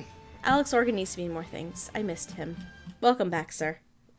Well, I'm hoping that from the exposure from this particular series, or more specifically from the popularity of it, because, like we said, this is one of the more buzzed, talked about, and streamed shows of 2022. I'm hoping that a lot more people are going to be like, we got to get the Lloyd Forger guy in our show. Mm-hmm. But so to round off the discussions, now that we've gone through the main cast of the show, let's just give everyone a good minute or so to wrap up their thoughts on Spy X Family, or as some people call it, Spy Family. Let's start with Gigi. Gigi, tell us about final thoughts on the show, please. The X in Spy Family is silent. I like the show a lot. I think I gave it like an 8 or 7.5 out of 10. All intents and purposes, watch it with the dub. Can't wait for this next season's dub to come out so I can watch some more. That's all I gotta say. You know what else is silent besides the X? Yours, victims. Wah wah. Whoops. No, I hope All you're right. really proud of yourself, because now I keep expecting you to say my mom, because I'm still thinking about Muscle Man from like an hour and a half ago. So I hope you're proud of yourself. Well, ignore the fact that I brought up Muscle Man in the first place. This is totally my own fault, but still. Dang it, no, now I'm mad about that I didn't do that. I'm also still mad that they never released all of regular show on home video. They only released the first couple of seasons and the movie, and then they stopped. I'm mad about that. See if they released it in Australia. Umbrella did that for a lot of the ones that didn't get finished here. Yeah, that's a good idea. I should do that for Christmas coming up, and then put it under the tree and say it's from Santa, but it's actually from me to me. It's the best gift. But enough about that. So Amon, did you enjoy the show, and did you think the dub was serviceable? Absolutely. I got into the... Spy Family is one of the few things I can say I got in on the ground floor on, because it started like 2 months after I started reading any new series that came out in Jump, basically. So I was reading it from the beginning, and I was very excited to see this happen. And I think the show's really well done. It's very funny. The action is very good, etc. I think this dub is excellent. I think it's just a fantastically made dub from top to bottom. I think it really just nails everything it needs to. I think it's a great way to watch the show. Super kudos to everyone who worked on it. It is great stuff. Nice. Moving on over. Megan. Hi. So, this dub, just on the okay side? No, this dub was fantastic. Oh, I'm sorry. I went to go get a cookie because I was hungry. You didn't get any for us? There's only one left. Anyway, I think this dub is fantastic. It was easily one of the best of last year, and it should still be chugging forward this season, as of the time of this recording. But I think it's really good. I think a lot of the writing on this is fantastic. I think the acting on this is great. I think this is probably one of the more fun casts that's out there for a recent CR dub. 100%. Excuse me. I had a great time watching this. So, if you haven't checked it out, please do. Well said. Stephanie, any dissenting thoughts? Oh god, no, you kidding me?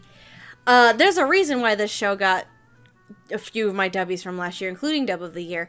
It is such a fun show. It has great comedic timing, has great dramatic moments. The dub cast is phenomenal, directing, writing, the whole 9 yards. Again, if for new anime watchers, if you're looking for something that's not full of like shonen tropes and you're a babby weeb, this is a very great and a very accessible show for you to watch. So I would suggest watching it. I'm going to have to agree with just about everybody here. Small nitpicks of the show aside that we brought up throughout this episode, there's really no better benchmark for modern, high-quality adaptations of Japanese anime turned into an English dub. And the fact that it has gotten the recognition and popularity that honestly could have gotten overlooked in the season that came out. But I'm glad that it didn't. I'm really glad that it got this recognition, and hopefully we will continue to see this same crew back for season 2 and continue to knock it out of the park, because we want more of this. very dumb but very lovable spy family.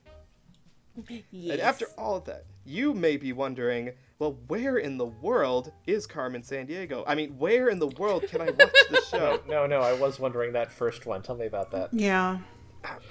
Well, but see, she steals the soul in South Korea, then made Antarctica Triangle. Then I'm not gonna sing the whole Rockapella song, although I could though. I love that song. But actually, about where you can watch this show, it's currently streaming over on Crunchyroll. Crunchyroll, now the overlord of both streaming anime in the West and also home media storehouses. Now that great stuff is on board. Rest in peace. You quote-unquote love to see it. You do not love to see it. No, there's a lot of air quotes around that. But yeah, all of Spy Family is available to watch over there, both in sub and in basically every dub known to the West. There's like a German dub, there's an Italian dub, I'm sure there's an Esperanto dub in there somewhere. Any language you can think of, there's probably an adaptation of it over on Crunchyroll. Which is good, to be Yeah. honest. Like, I know... I hate, like, I'm gonna say this because I've seen a bunch of people get, like, super mad that the idea of dubs for other languages is taking away from dubs, in the wet, like, dubs in English. Like, genuinely, please shut the fuck up. Yeah. I'm not gonna mince meat. I'm not gonna mince words. Please do not speak for us who want better practices in Western, in, like, now I don't want to say Western,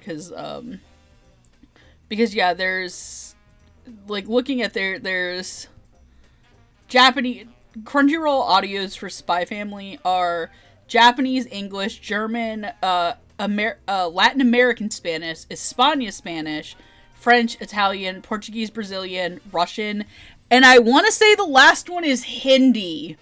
That seems likely.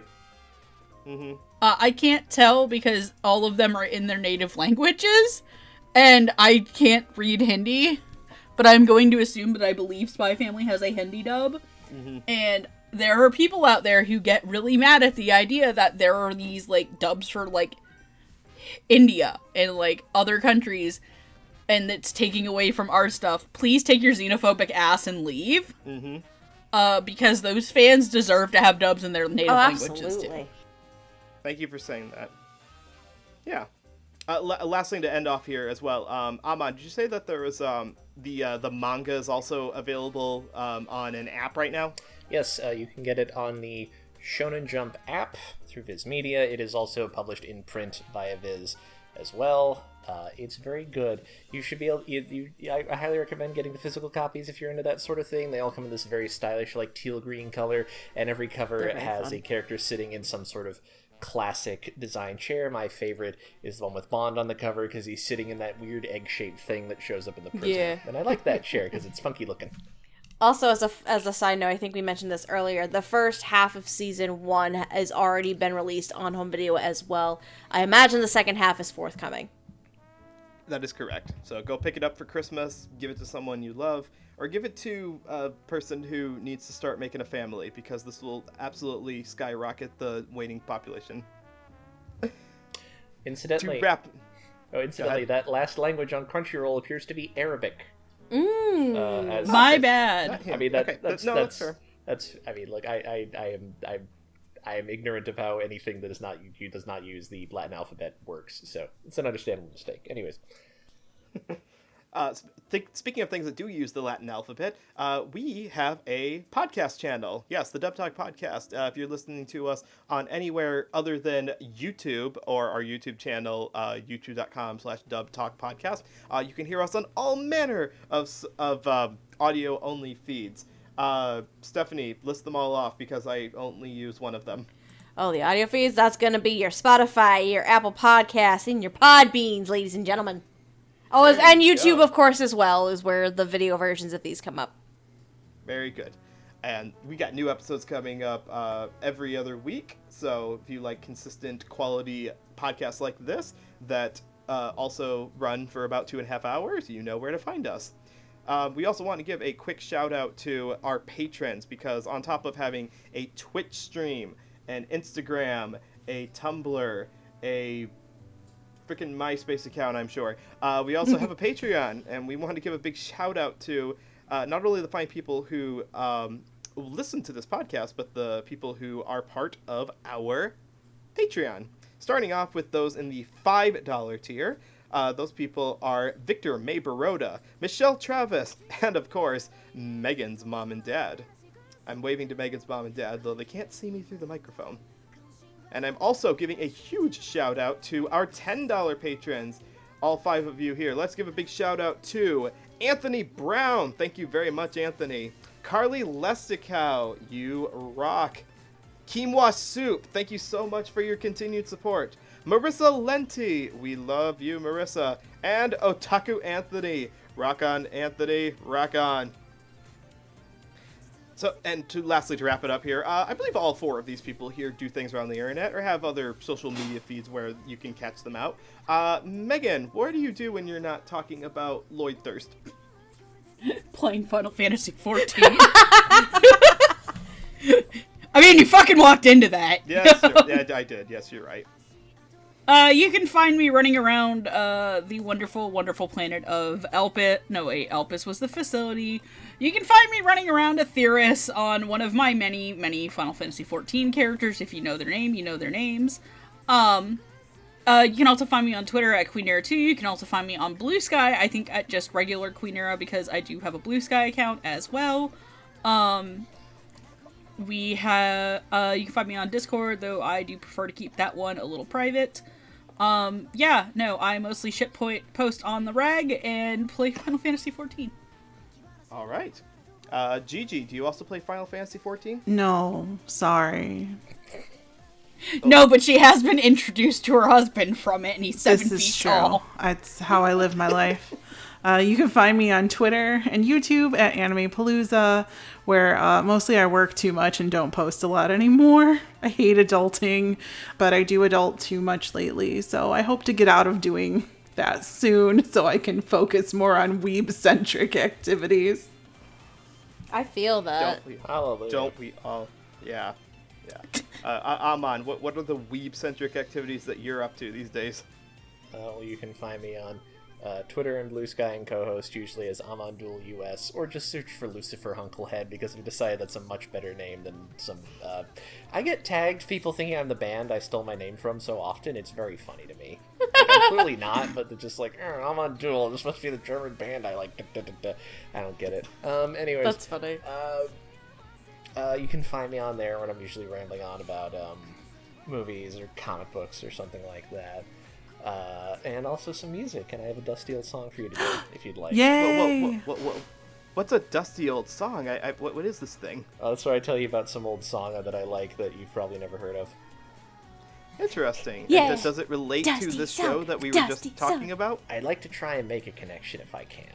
This one proved to be a little difficult since a couple years ago we did an episode on Joker Game, and I recommended a James Bond theme at the end of that one. So it's like, all right, I've already done James Bond, the premier, the spy thing of Western culture, so I don't want to do that again or go back to one of its many like parodies or offshoots or whatever. I'd have thought, well, perhaps I should recommend some music from a Japanese spy film, the classic era from the 50s and 60s. As far as I can tell, these don't exist. It's possible that just my inability to search in Japanese meant that I just didn't find any, but aside from like one Shaw Brothers co-production from the late 60s, this does not appear to have been a thing that Japan made in their home country for whatever reason. I don't know why. Maybe Tokusatsu filled the void. I don't know. Mm-hmm. They were a little preoccupied in the 50s, so That's probably fair. were not. Then they weren't so up on the imitating the Western culture for a little bit after the war. That's fair. And unfortunately, the best Japanese-made spy music that I know of is the stuff made by Takuo Awasaki, but that's all for Read or Die, and I'm still kind of hoping that Aniplex will release that at some point. We'll just cover Read or Die, and I can talk about them there. So I decided to cheat, and I basically like, all right, what's a band from Japan from the 60s that would make spy music type music? And I found one. They're called the Spiders. They're kind of one of the first big Japanese rock groups from the early 60s. There's this whole scene you can read about called the group sound scene. If you ever watched Kids on the Slope, the like not Beatles kids, they're those are group sounds bands. Oh, okay.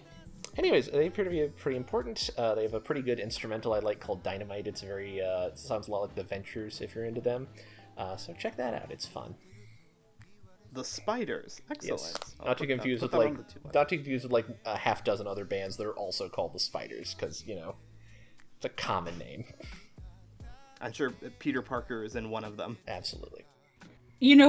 Amon, you know where I actually thought you were going to go with this? Where? So the day that we were originally supposed to record this, someone passed away. And that person was David McCallum. I thought you were going to talk about The Edge, which is a song that he put together.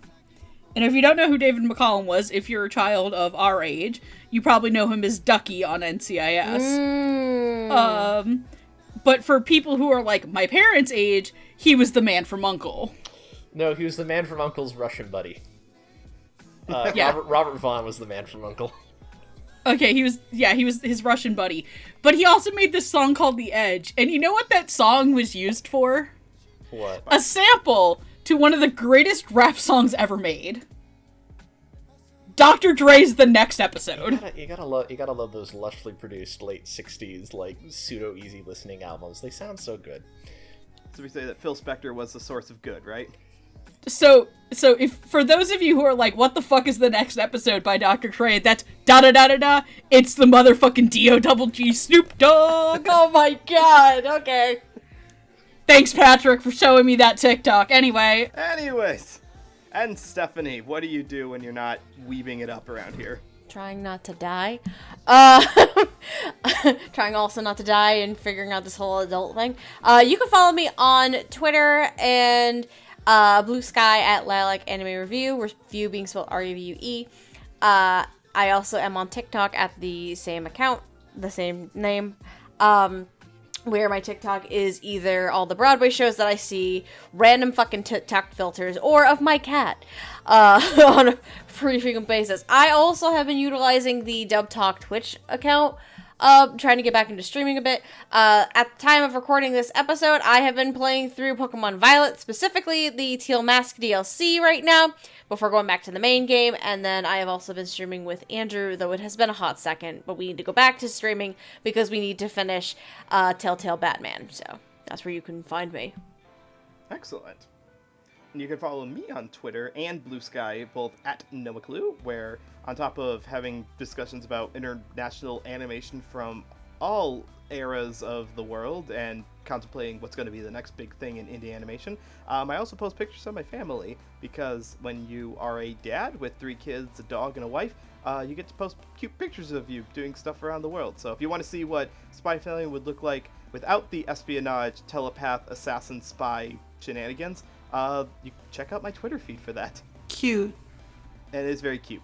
So thank you all so much for this transmission of this spy episode of the podcast. I think it's time to close off transmission and call it a night. I'm tired. It's time for bed. No more peanuts. No more peanuts. All right, good night, everyone. The rest of us are going to stay up for a little bit, answering that inevitable discussion. Does Lloyd Forger fuck? Oh my god. No, I'm gonna leave. It's time to go. So my theory is Love that It's time to your go. faces. Okay. I know Otaku on, everybody. Rock Good over night. Boston, They're rock too- on Chicago. Look at this chart. they're too stupid to fuck. Oh, yep. Good night. Good night. See, that's the real answer. Aloha. Good night. Bye.